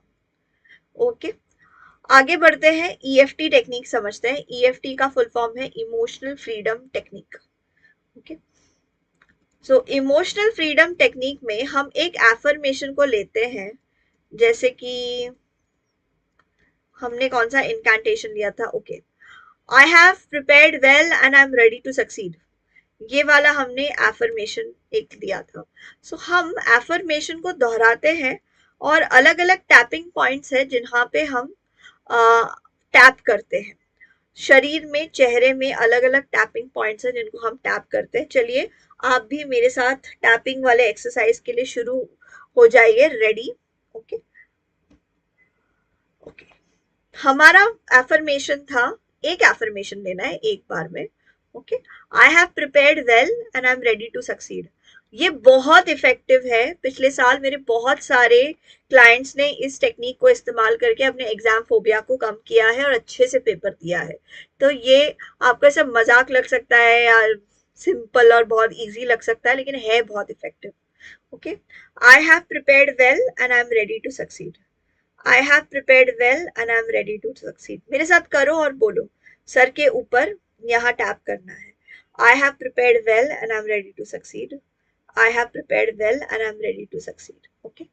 अब यहाँ पे आप टैप कीजिए आईब्रो के ऊपर। I have prepared well and I'm ready to succeed. I have prepared well and I'm ready to succeed. I have prepared well and I'm ready to succeed. अब आंखों के साइड में I have prepared well and I'm ready to succeed. I have prepared well and I'm ready to succeed. I have prepared well and I'm ready to succeed. Okay, आंखों के नीचे I have prepared well and I am ready to succeed. I have prepared well and I am ready to succeed. I have prepared well and I am ready to succeed. I have prepared well and I am ready to succeed. Okay, अब नाक के नीचे I have prepared well and I am ready to succeed. I have prepared well and I am ready to succeed. I have prepared well and I am ready to succeed. I have prepared well and I'm ready to succeed. होठ के नीचे I have prepared well and I'm ready to succeed. I have prepared well and I'm ready to succeed. I have prepared well and I'm ready to succeed. I have prepared well and I'm ready to succeed. I have prepared well and I'm ready to succeed. I have prepared well and I'm ready to succeed. Collar bone पे, okay, गले के यहाँ होता है collar bone, वहाँ I have prepared well and I'm ready to succeed. I have prepared well and I'm ready to succeed. I have prepared well and I'm ready to succeed. I have prepared well and I'm ready to succeed. I have prepared well and I'm ready to succeed. Okay. फिर आप बगल में भी कर सकते हैं। I have prepared well and I'm ready to succeed. I have prepared well and I'm ready to succeed. I have prepared well and I'm ready to succeed. I am feeling pretty confident. I am prepared well and I'm ready to succeed. कितने लोग confident feel कर रहे हैं? जरा confident शब्द लिखिए यहाँ पे चैट बॉक्स में। ये एक बहुत ही इफेक्टिव टेक्निक है जो आपको कॉन्फिडेंट महसूस करने में और एंजाइटी कम करने में मदद करेगी। आपको कोई भी एक अच्छा सा एफर्मेशन चूज करना है और टैपिंग पॉइंट्स पे टैप करते करते दोहराना है। ओके, एक बार टैपिंग हो जाए फिर आप कोई भी अपना कोई फेवरेट गाना गा सकते हैं, जो भी एक जोशीला गाना हो या कोई मस्त सा गाना हो। ओके, रोके तुझको आंधिया क्या जमी और आसमां पाएगा जो लक्ष्य है तेरा। जैसा कोई भी एक मस्त गाना गाना है और फिर आप बस महसूस कीजिए कि कैसे आपकी एंजाइटी कम और कॉन्फिडेंस बढ़ गई है। सो अच्छे कोई पढ़ाई के लिए जो एफर्मेशन हो ध्यान से उनको चूज करना, वो पॉजिटिव एफर्मेशन होना चाहिए, नेगेटिव नहीं। I am not afraid, I am ready to decrease my anxiety, ऐसा नहीं बोलने का। कोई पॉजिटिव एफर्मेशन आपको इस्तेमाल करना है जो आपके एबिलिटी के ऊपर फोकस करता हो, जो आपने किया है जो है उसके ऊपर फोकस करता हो। एंकरिंग टेक्निक तो हमने एनएलपी का कर ही लिया था, आपको याद है हमने एंकरिंग यहाँ पे किया था, फिर उसके बाद कान में किया था, तो ये एंकरिंग टेक्निक को मैं दोहराऊंगी नहीं। फ्यूचर पेसिंग आज मैं आपको सिखाती हूँ, एक और नया टेक्निक है फ्यूचर पेसिंग। ऑलराइट, तो जो भी लोग फ्यूचर पेसिंग के लिए रेडी हैं वो सीधे होके बैठ जाइए। ओके, उसके पहले अगर आपके कोई सवाल है तो आप प्लीज उसे लिखिए। शिव कुमार पूछते हैं ये स्पेशल बॉडी पॉइंट्स है क्या? जी हाँ शिव कुमार, ये चाइनीज एनर्जी मेरिडियन के हिसाब के कुछ स्पेशल बॉडी पॉइंट्स है जहां पे आपको टैप करके अपने एफर्मेशन को दोहराते जाना है और एक बार एफर्मेशन हो गए तो एक गाना गाना है। ओके, सो ये आपके ब्रेन में बेसिकली करता क्या है वो आप समझिए। जब आप जब आप टैपिंग कर रहे हैं ना, एक तरीके से आप एंकरिंग कर रहे हैं और एक पॉजिटिव इमोशन को एंकर कर रहे हैं इन टैपिंग पॉइंट्स में। दूसरी चीज, जब एक ही बात को आप बार बार दोहराते हैं तो दिमाग में वो आपके एक विचार बना देता है और एक इमेज बनाता है कि आप कर रहे हैं, आप सक्सीड कर रहे हैं, आपने तैयारी की है, जो भी आपने तैयारी में की है वो सीन बनते हैं, जो आपके सक्सेस में दिखाई देने वाला है, आप सक्सेसफुल बन गए उसमें जो दिखाई देने वाला है वो सीन बन जाता है और उसे बार बार दोहराने पे वो एक स्ट्रॉन्ग मेमोरी बन जाता है। ओके, तो इन सारी चीजों के कॉम्बिनेशन से बहुत फायदा पड़ता है। गाना इसलिए गाना है ताकि आपका दिमाग कहीं पे नए स्किल्स में मूव ऑन कर सके, एक मेंटल फ्रेम में उसे चेंज आए। आप एक ही बात दोहरा रहा था, गाना गाने के लिए कहीं और ब्रेन को एक्टिवेट होना पड़ेगा, अलग ब्रेन रीजन्स यूज होंगे। तो किस लिए गाना गाना है? ताकि आपका ब्रेन वो जोन से बाहर निकल सके लेकिन इमोशन बना रहे, नेगेटिव थिंकिंग या डाउट्स इन सारी चीजों से बाहर निकल सके लेकिन इमोशन पॉजिटिव वाले बने रहे। क्योंकि खत्म करने के बाद ही आपके दिमाग में विचार आ सकता है ना, अरे लेकिन मैंने तो तैयारी नहीं की है, अगर नहीं होगा तो फिर मतलब ऐसे बोलने से थोड़ी हो जाएगा, मुझे तो नहीं लगता मेरी तैयारी परफेक्ट है। तो ऐसे नेगेटिव थिंकिंग में फंसने से पहले ही आपको गाना गा देना है। ओके, एक बार आप अगर देख रहे हैं थोड़ा कम हुआ है एंजाइटी, थोड़ा बढ़ा है कॉन्फिडेंस, वापस रिपीट कीजिए ईएफटी टैपिंग को। ठीक है, अब हम करेंगे फ्यूचर।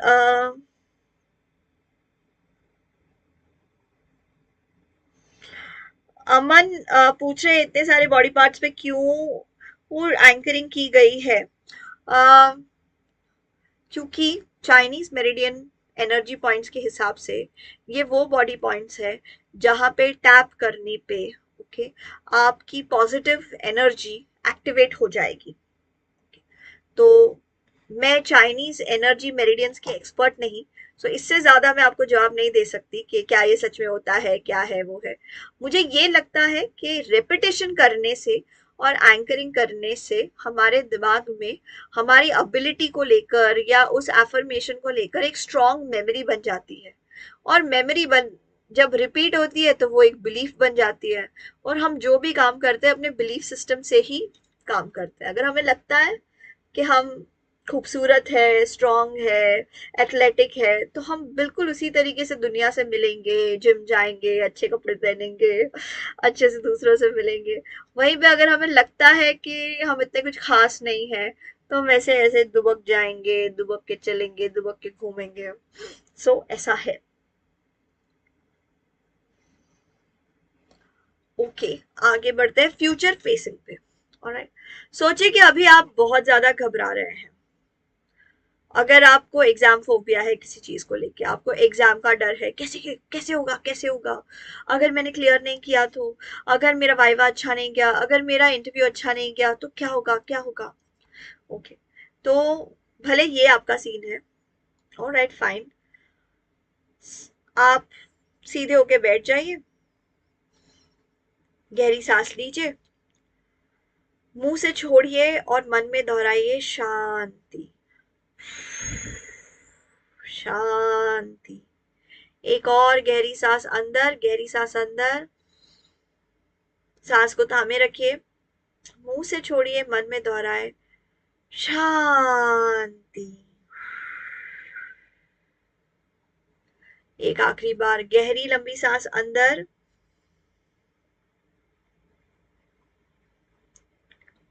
थामे रखिए, मुंह से छोड़े और मन में दोहराए शांति।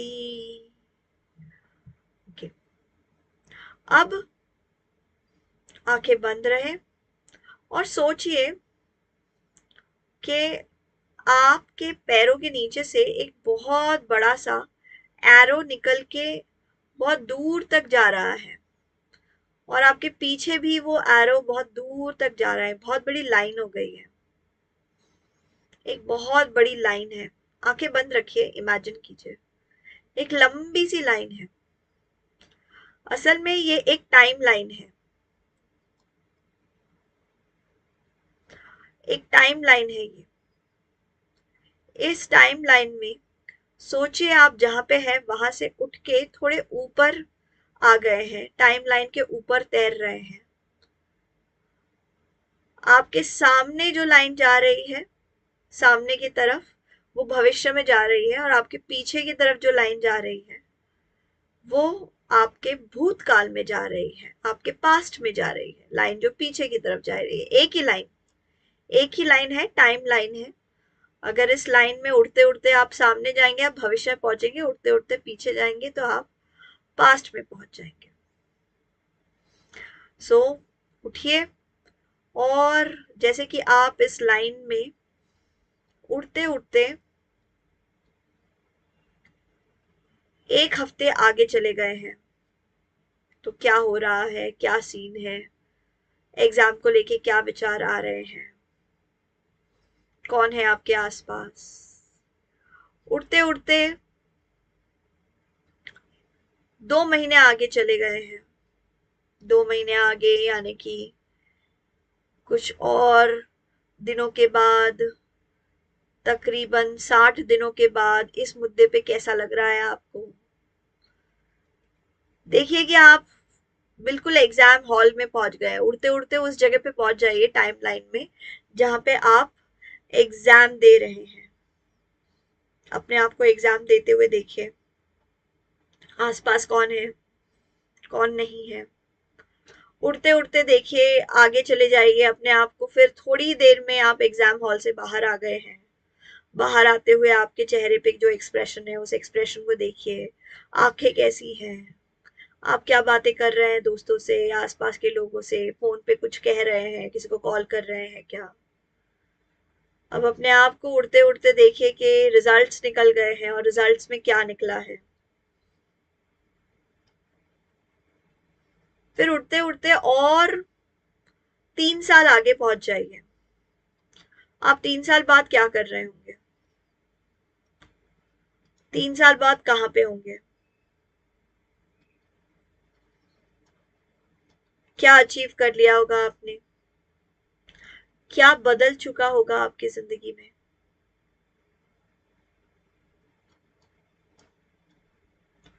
कौन लोग हैं आपके साथ। अब आप उस एग्जाम के बारे में क्या सोचते हैं, इस भविष्य में जो 3 साल पहले हुआ था एग्जाम, उस बारे में क्या सोचते हैं, क्यों सोचते हैं। क्या आप पॉजिटिव बन गए हैं। साधारणतर लोग पॉजिटिव हो जाते हैं उस फ्यूचर को लेके। आपने अपने आप को क्या समझाया होगा कि आप पॉजिटिव हो गए। आपने अपने आप को क्या समझाया होगा कि अब आप नई जिंदगी, इस जिंदगी के नए चैलेंजेस को ओवरकम करने के रास्ते ढूंढ रहे हैं। अब अपने आप को उड़ते उड़ते और 15 साल फ्यूचर में ले जाइए, आज से लेके 18 साल बाद जो होने वाला है वहां पे। आज से लेके 18 साल बाद आपकी उम्र कितनी हो गई होगी।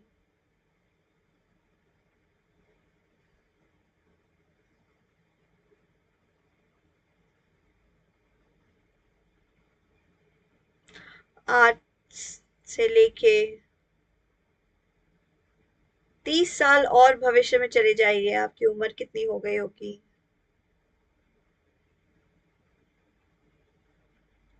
30 साल बाद भविष्य में कौन सी चीजों को आप इम्पोर्टेंस दे रहे हैं, आपके आसपास क्या टेक्नोलॉजी है, कौन कौन लोग हैं, भविष्य में किस तरीके से आप बदल गए हैं, कितने ज्ञानी हो गए हैं, कितने बुद्धिमान हो गए हैं, क्या अहमियत रखता है आपके लिए। इस 30 साल बाद के भविष्य में आपके लिए क्या अहमियत रखता है, क्या इंपॉर्टेंट है आपके लिए। अब वापस से उड़ते उड़ते पीछे आ जाइए, पीछे आ जाइए, पीछे पीछे पीछे टाइमलाइन में उड़ते उड़ते पीछे आके आज के समय में आ जाइए। आज के समय में आप हैं जहां पहले खड़े थे वहीं पे खड़े हैं। टाइम लाइन गायब हो गया है, वो एरो लाइन गायब हो गया है। धीरे से आंखों को खोलिए। हेलो, क्या आप आपका दृष्टिकोण बदला है और कॉन्फिडेंस बढ़ा है। ओके, अगर ऐसा हुआ है तो फिर यस लिखिए।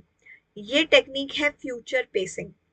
ओके, आप अपने आप को विजुअलाइज करते हैं कि आप भविष्य में पहुंच गए जाएंगे तो फिर कैसा होगा, भविष्य कैसा होगा। जिस तरीके से हम सोचते हैं भविष्य उससे बहुत ज्यादा बड़ा और अनोखा होता है। ओके, और जो चीज हम सोच रहे हैं हमें बहुत ज्यादा असर करेगी, असल में कई बार वो हमें इतनी ज्यादा असर करती भी नहीं। ओके, तो ये है भविष्य का राज। तो अगर आप समझ पा रहे हैं और समझ गए इस टेक्निक को, बहुत मस्त टेक्निक है। इसे आप सिंपल अपने हिसाब से कभी भी यूज कर सकते हैं और आप देखेंगे कि आपको असर मालूम पड़ने लगा है। ओके,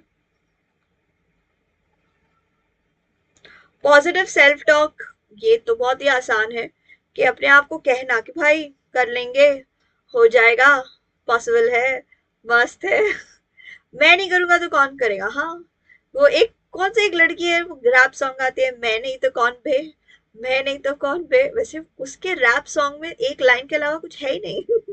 लेकिन फिर भी लोगों को मजा आता है। तो बात तो वही है, अपने आप को कहना भाई हम नहीं तो और कौन, हाँ हम नहीं तो और कौन, कोई नहीं, हम ही करेंगे, हम ही करेंगे, हम ही जीतेंगे, हम ही अपने भविष्य को खुद अपने हाथों से एक नई दिशा देंगे। ओके, अगला है खुद को हिप्नोटाइज कैसे हम कर सकते हैं। मेरे हिप्नोसिस के क्लास में जब मैं हिप्नोसिस सीख रही थी तब हमें कहा गया था कि ये सवाल गलत है कि कौन हिप्नोटाइज हो सकता है कौन नहीं। ओके, क्योंकि हम हमेशा किसी हिप्नोसिस में होते हैं, सवाल है कि कौन से। हम हमेशा किसी ट्रांस कंडीशन में होते हैं, सवाल है कौन से। जैसे कि हम जब एक फिल्म देखते हैं, फिल्म देखते देखते फिल्म रुलाता है तो हम रोने लगते हैं, फिल्म हंसाता है तो हम हंसते हैं, फिल्म डराता है तो हम डर जाते हैं। वो क्या है, ट्रांस ही तो है। ठीक उसी तरह से हमारी जिंदगी में भी जो चीजें हो रही हैं, ओके, जो चीजें हो रही है उसमें हम बहने लगते हैं। हम कभी दुखी हो जाते हैं, कभी टेंशन में आ जाते हैं, कभी परेशान हो जाते हैं। okay? और हम समझ ही नहीं पाते हम कैसे एक ट्रांस में बह रहे हैं। मैं आपको एक एग्जांपल देती हूँ, थोड़ा डरावना है लेकिन मेरे साथ बने रहना। मेरी एक क्लाइंट थी, वो अपने ऑफिस की छोटे बड़े समस्याओं को लेके बहुत ज्यादा परेशान रहती थी कि उसने मुझे ऐसा बोल दिया, ऐसा कोई बोलता है क्या, उसने मुझे मौका नहीं दिया, लेकिन ये कोई सही बात है क्या, ऐसे क्यों करना है, ठीक से क्यों नहीं बात कर सकते। तो एक दिन ऐसा था कि वो इस समस्या से जूझ रही थी, मैं उनकी मदद कर रही थी, काउंसलिंग चल रही थी। फिर उसके बाद मुझे उनके बारे में 2-3 दिन का गैप आ गया। ओके, वो कुछ कह नहीं रही थी, कांटेक्ट में नहीं थी।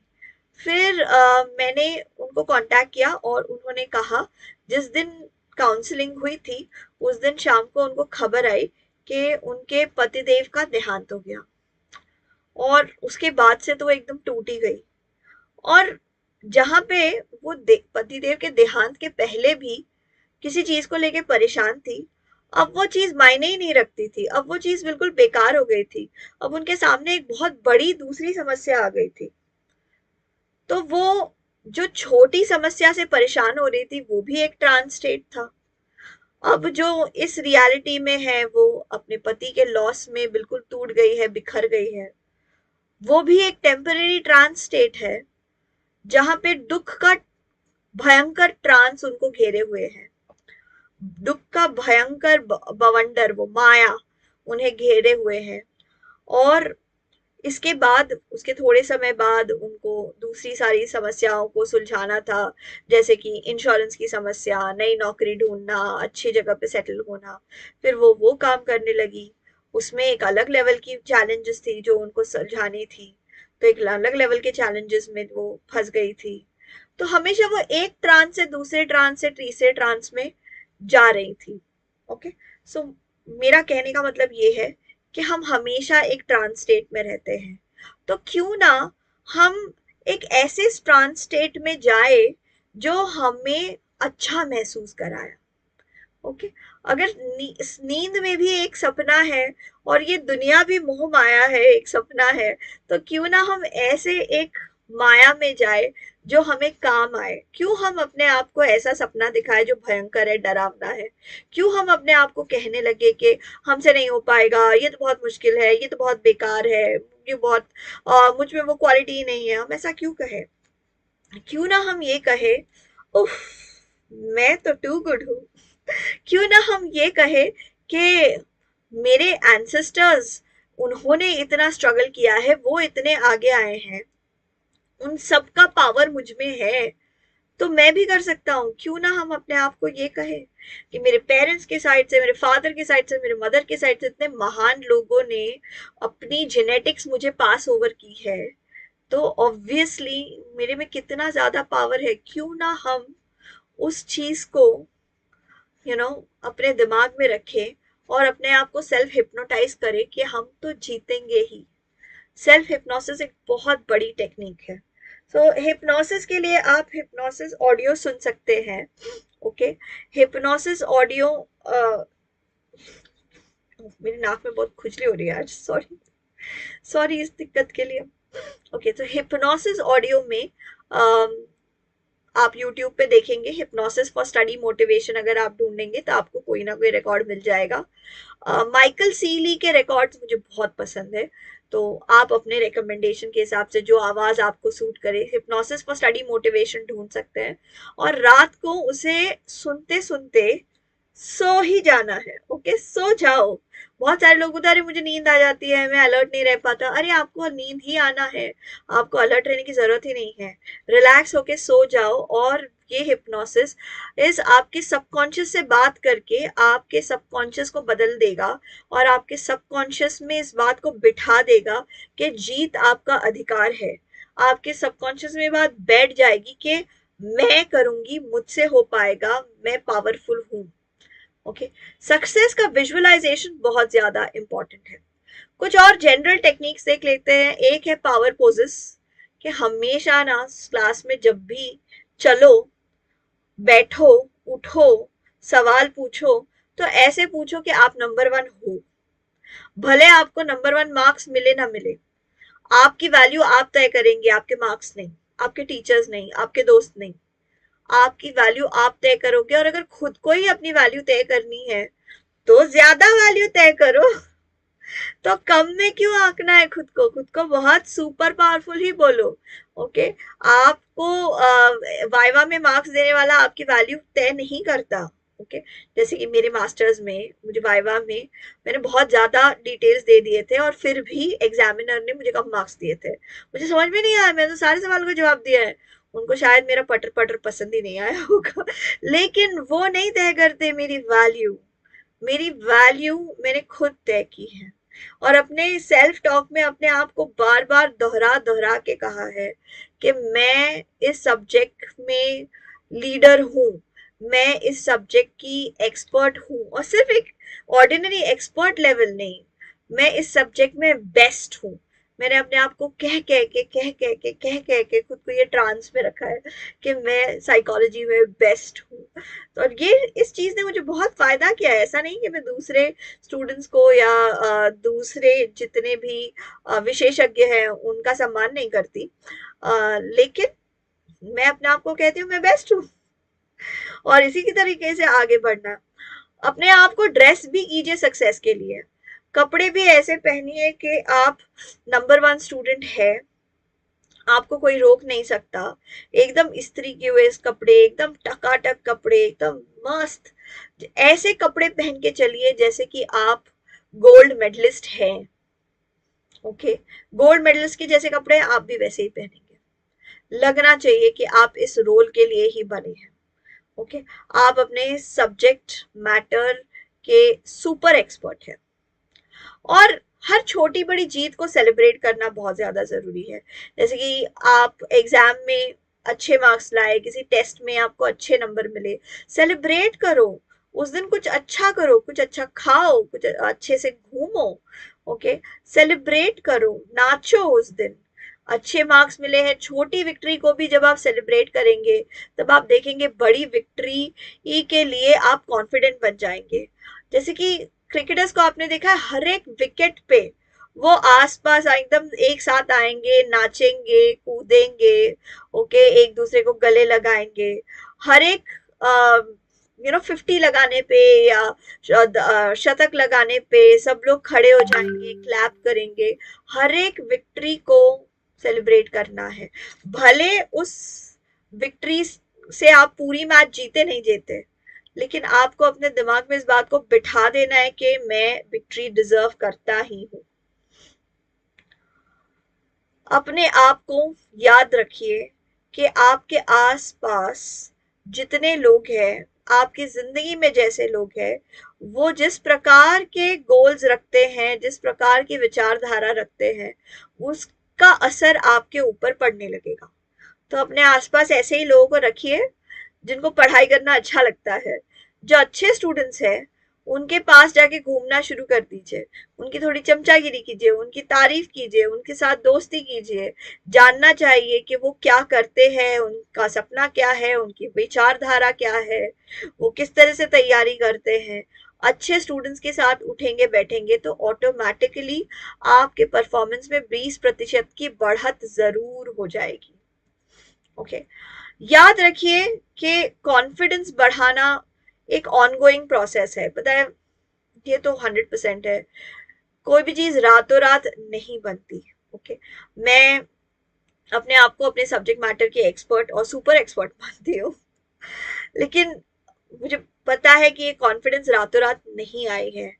न जाने कितने कॉम्पिटिशन्स में मैंने हिस्सा लिया होगा और हार गई थी कॉलेज में।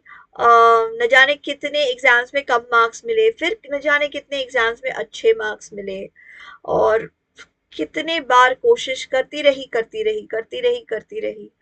और फिर उसके बाद जाके मुझे वो पोजीशन मिला है जहाँ पे आज मेरा सौभाग्य है कि मैं आपको ऑनलाइन ये सिखा पा रही हूँ, आपके जैसे पढ़ाई के इच्छुक स्टूडेंट के साथ मैं जुड़ सकी हूँ। तो ये बहुत बड़ी बात है। और ये रातों रात नहीं हुआ है। यहाँ तक पहुंचने में मुझे 2 दशक से ज्यादा का समय लग गया।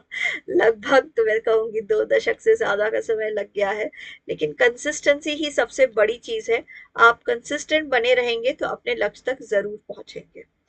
और भी अगर आपको गाइडेंस लगेगी, आपको लगा कि आपका जो एग्जाम फियर है बहुत ज्यादा है, बहुत एक्सट्रीम है, तो किसी की साइकोलॉजिस्ट के साथ, कोच के साथ, थेरेपिस्ट के साथ जरूर काम कीजिए, ये आपको काम आएगा। सो आज के सेशन के लिए इतना ही है दोस्तों। अब आपके सवाल लेते हैं। अगर कोई सवाल है, आप चाहें तो अपने सवालों को लिख सकते हैं चैट बॉक्स पे, और मैं आपके सवालों का जवाब दूंगी। अमन श्रीवास्तव कहते हैं, मेरा एक क्वेश्चन है कि कम हो गया है, इतनी देर विजुअलाइज ही नहीं हो पाता, इतनी देर तक बोर ही हो जाता हूँ। अमन, धीरे धीरे विजुअलाइजेशन को बढ़ाइए। ओके, शुरुआत में ही आप बहुत ज्यादा विजुअलाइज कर पाएंगे ज्यादा देर तक, ऐसा जरूरी नहीं है, लेकिन धीरे धीरे आपकी विजुअलाइजेशन की कैपेसिटी बढ़ेगी। लेकिन याद रखिए, विजुअलाइजेशन बहुत इंपॉर्टेंट है। अगर आप विजुअलाइज नहीं कर पा रहे हैं तो अपने लिए विजुअलाइजेशन की एक स्क्रिप्ट बनाइए और खुद को वो स्क्रिप्ट रिकॉर्ड करवाइए। रिकॉर्ड करवा लेने के बाद वो रिकॉर्डेड आवाज आप सुन सकते हैं खुद को विजुअलाइज करने के लिए ज्यादा देर तक। विजुअलाइजेशन के ऑलरेडी कुछ ऑडियोज बने हुए हैं, आप उनको भी सुन सकते हैं। सक्सेस विजुअलाइजेशन, कुछ नहीं किया ना, अगर ईएफटी टैपिंग ही किया तो आपका विजुअलाइजेशन ऑटोमेटिक होता रहेगा। एक ही सेंटेंस सॉरी आपको रिपीट करते जाना है, और फिर वो आपको विजुअलाइज करते रहने में मदद करेगा। सो आशा करती हूँ आपको आपके सवाल का जवाब मिल गया। एफर्मेशंस अगर सोते समय सुने तो क्या वो सेल्फ हिप्नोसिस की तरह काम करेगा? सॉर्ट ऑफ कर सकता है।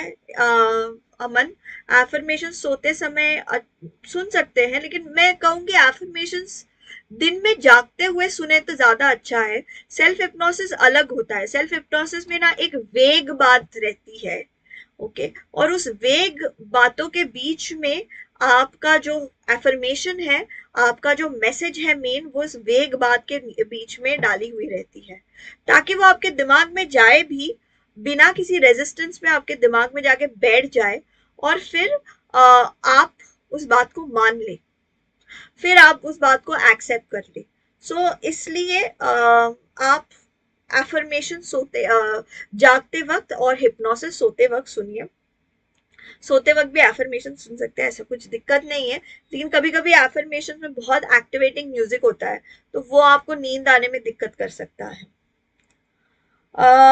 शिव कुमार पूछते हैं, मैम साइकोलॉजी में क्या हिप्नोटिज्म सिखाया जाता है एडवांस लेवल पे का जो सब भुला दे सकता हो, के भुला दे सकता हो?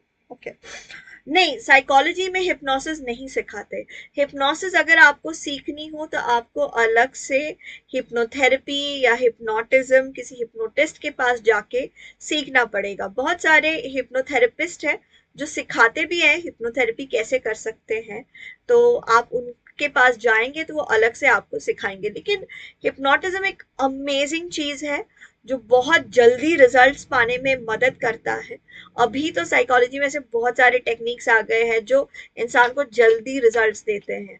एक समय होता था बहुत सेशंस लेने पड़ते थे, बहुत लंबा टाइम लगता था, तुम्हारे माता पिता का क्या मुद्दा था, बचपन में तुमको प्यार मिला नहीं मिला, अब वो सब फालतू चीजों में जाने की जरूरत ही नहीं पड़ती।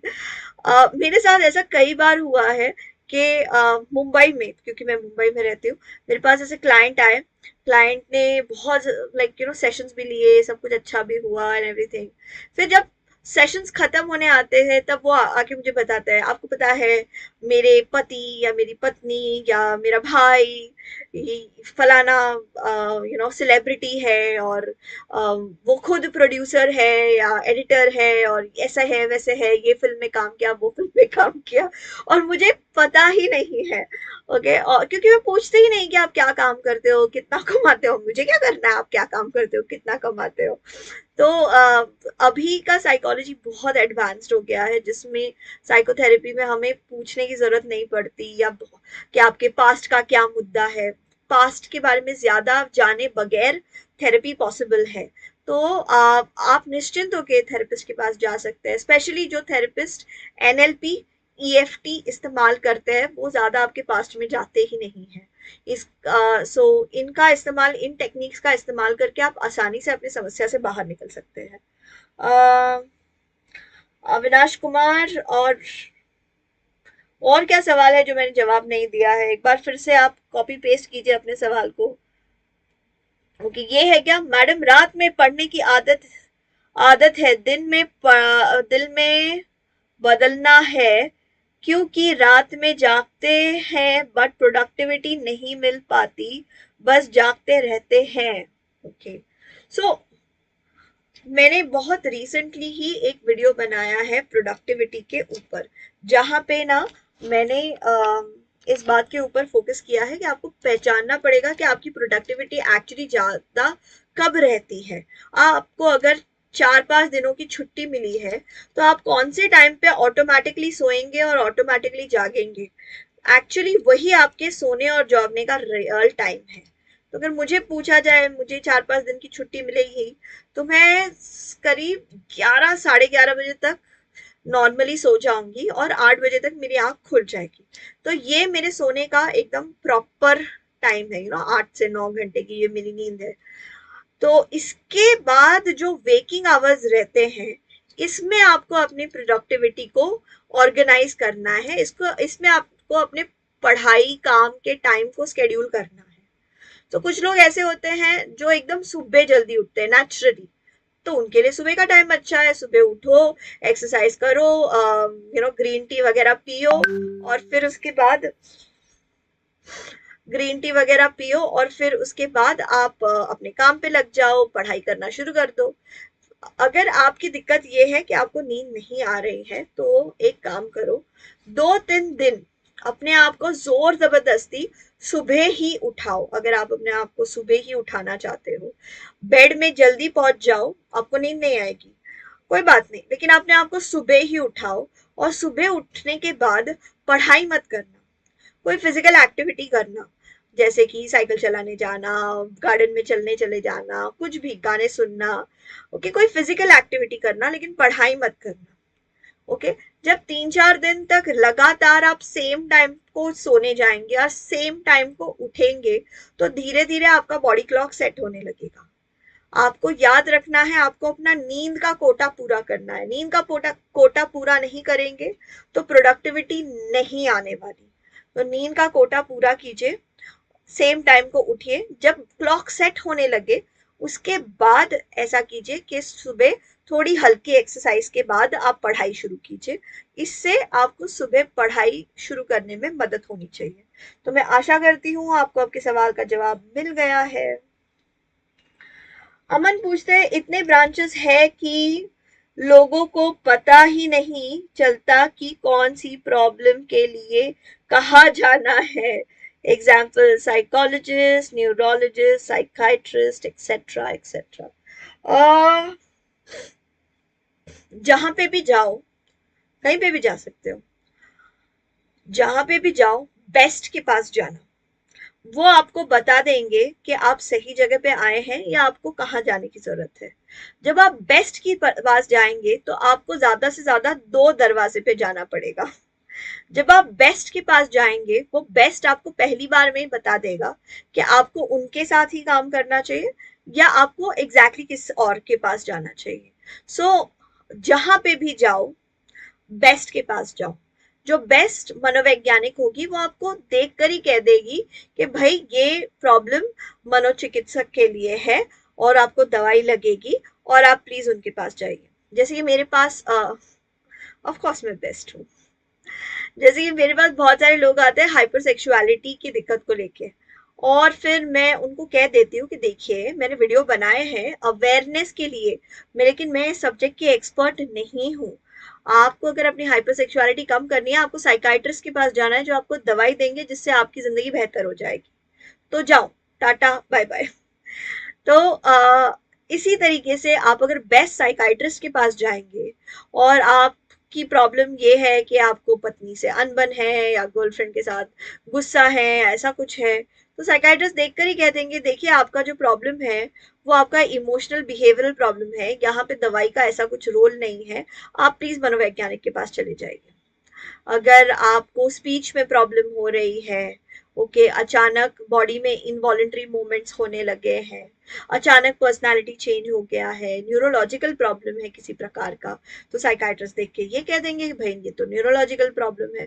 तो ज्यादा से ज्यादा आपको 2 दरवाजों पे जाना पड़ेगा अगर आप बेस्ट के पास जाएंगे तो मैं आशा करती हूँ आपको आपके सवाल का जवाब मिल गया है, अमन जी। तो दोस्तों, आज का सेशन कैसा रहा? Are you happy? If you are happy, write happy in the chat box and give me a heart. अब हमारे 2 और लेक्चर्स रह जाते हैं। एग्जाम फोबिया का ये जो पीडीएफ है ये मैं आपको आपके व्हाट्सएप टेलीग्राम ग्रुप पर पोस्ट कर दूंगी। आप प्लीज इसे रेफर कीजिए, सिखाए हुए टेक्निक्स को प्रैक्टिस करते जाइए, आपको बहुत फायदा होगा। अब हमारे 2 और सेशंस बचे रहते हैं, उनके कंप्लीट होने पे ये कोर्स कंप्लीट हो जाएगा। आप बहुत ही अच्छे स्टूडेंट्स हैं, आपको सिखाने में मुझे बहुत आनंद मिलता है। आपके मूल्यवान समय के लिए बहुत बहुत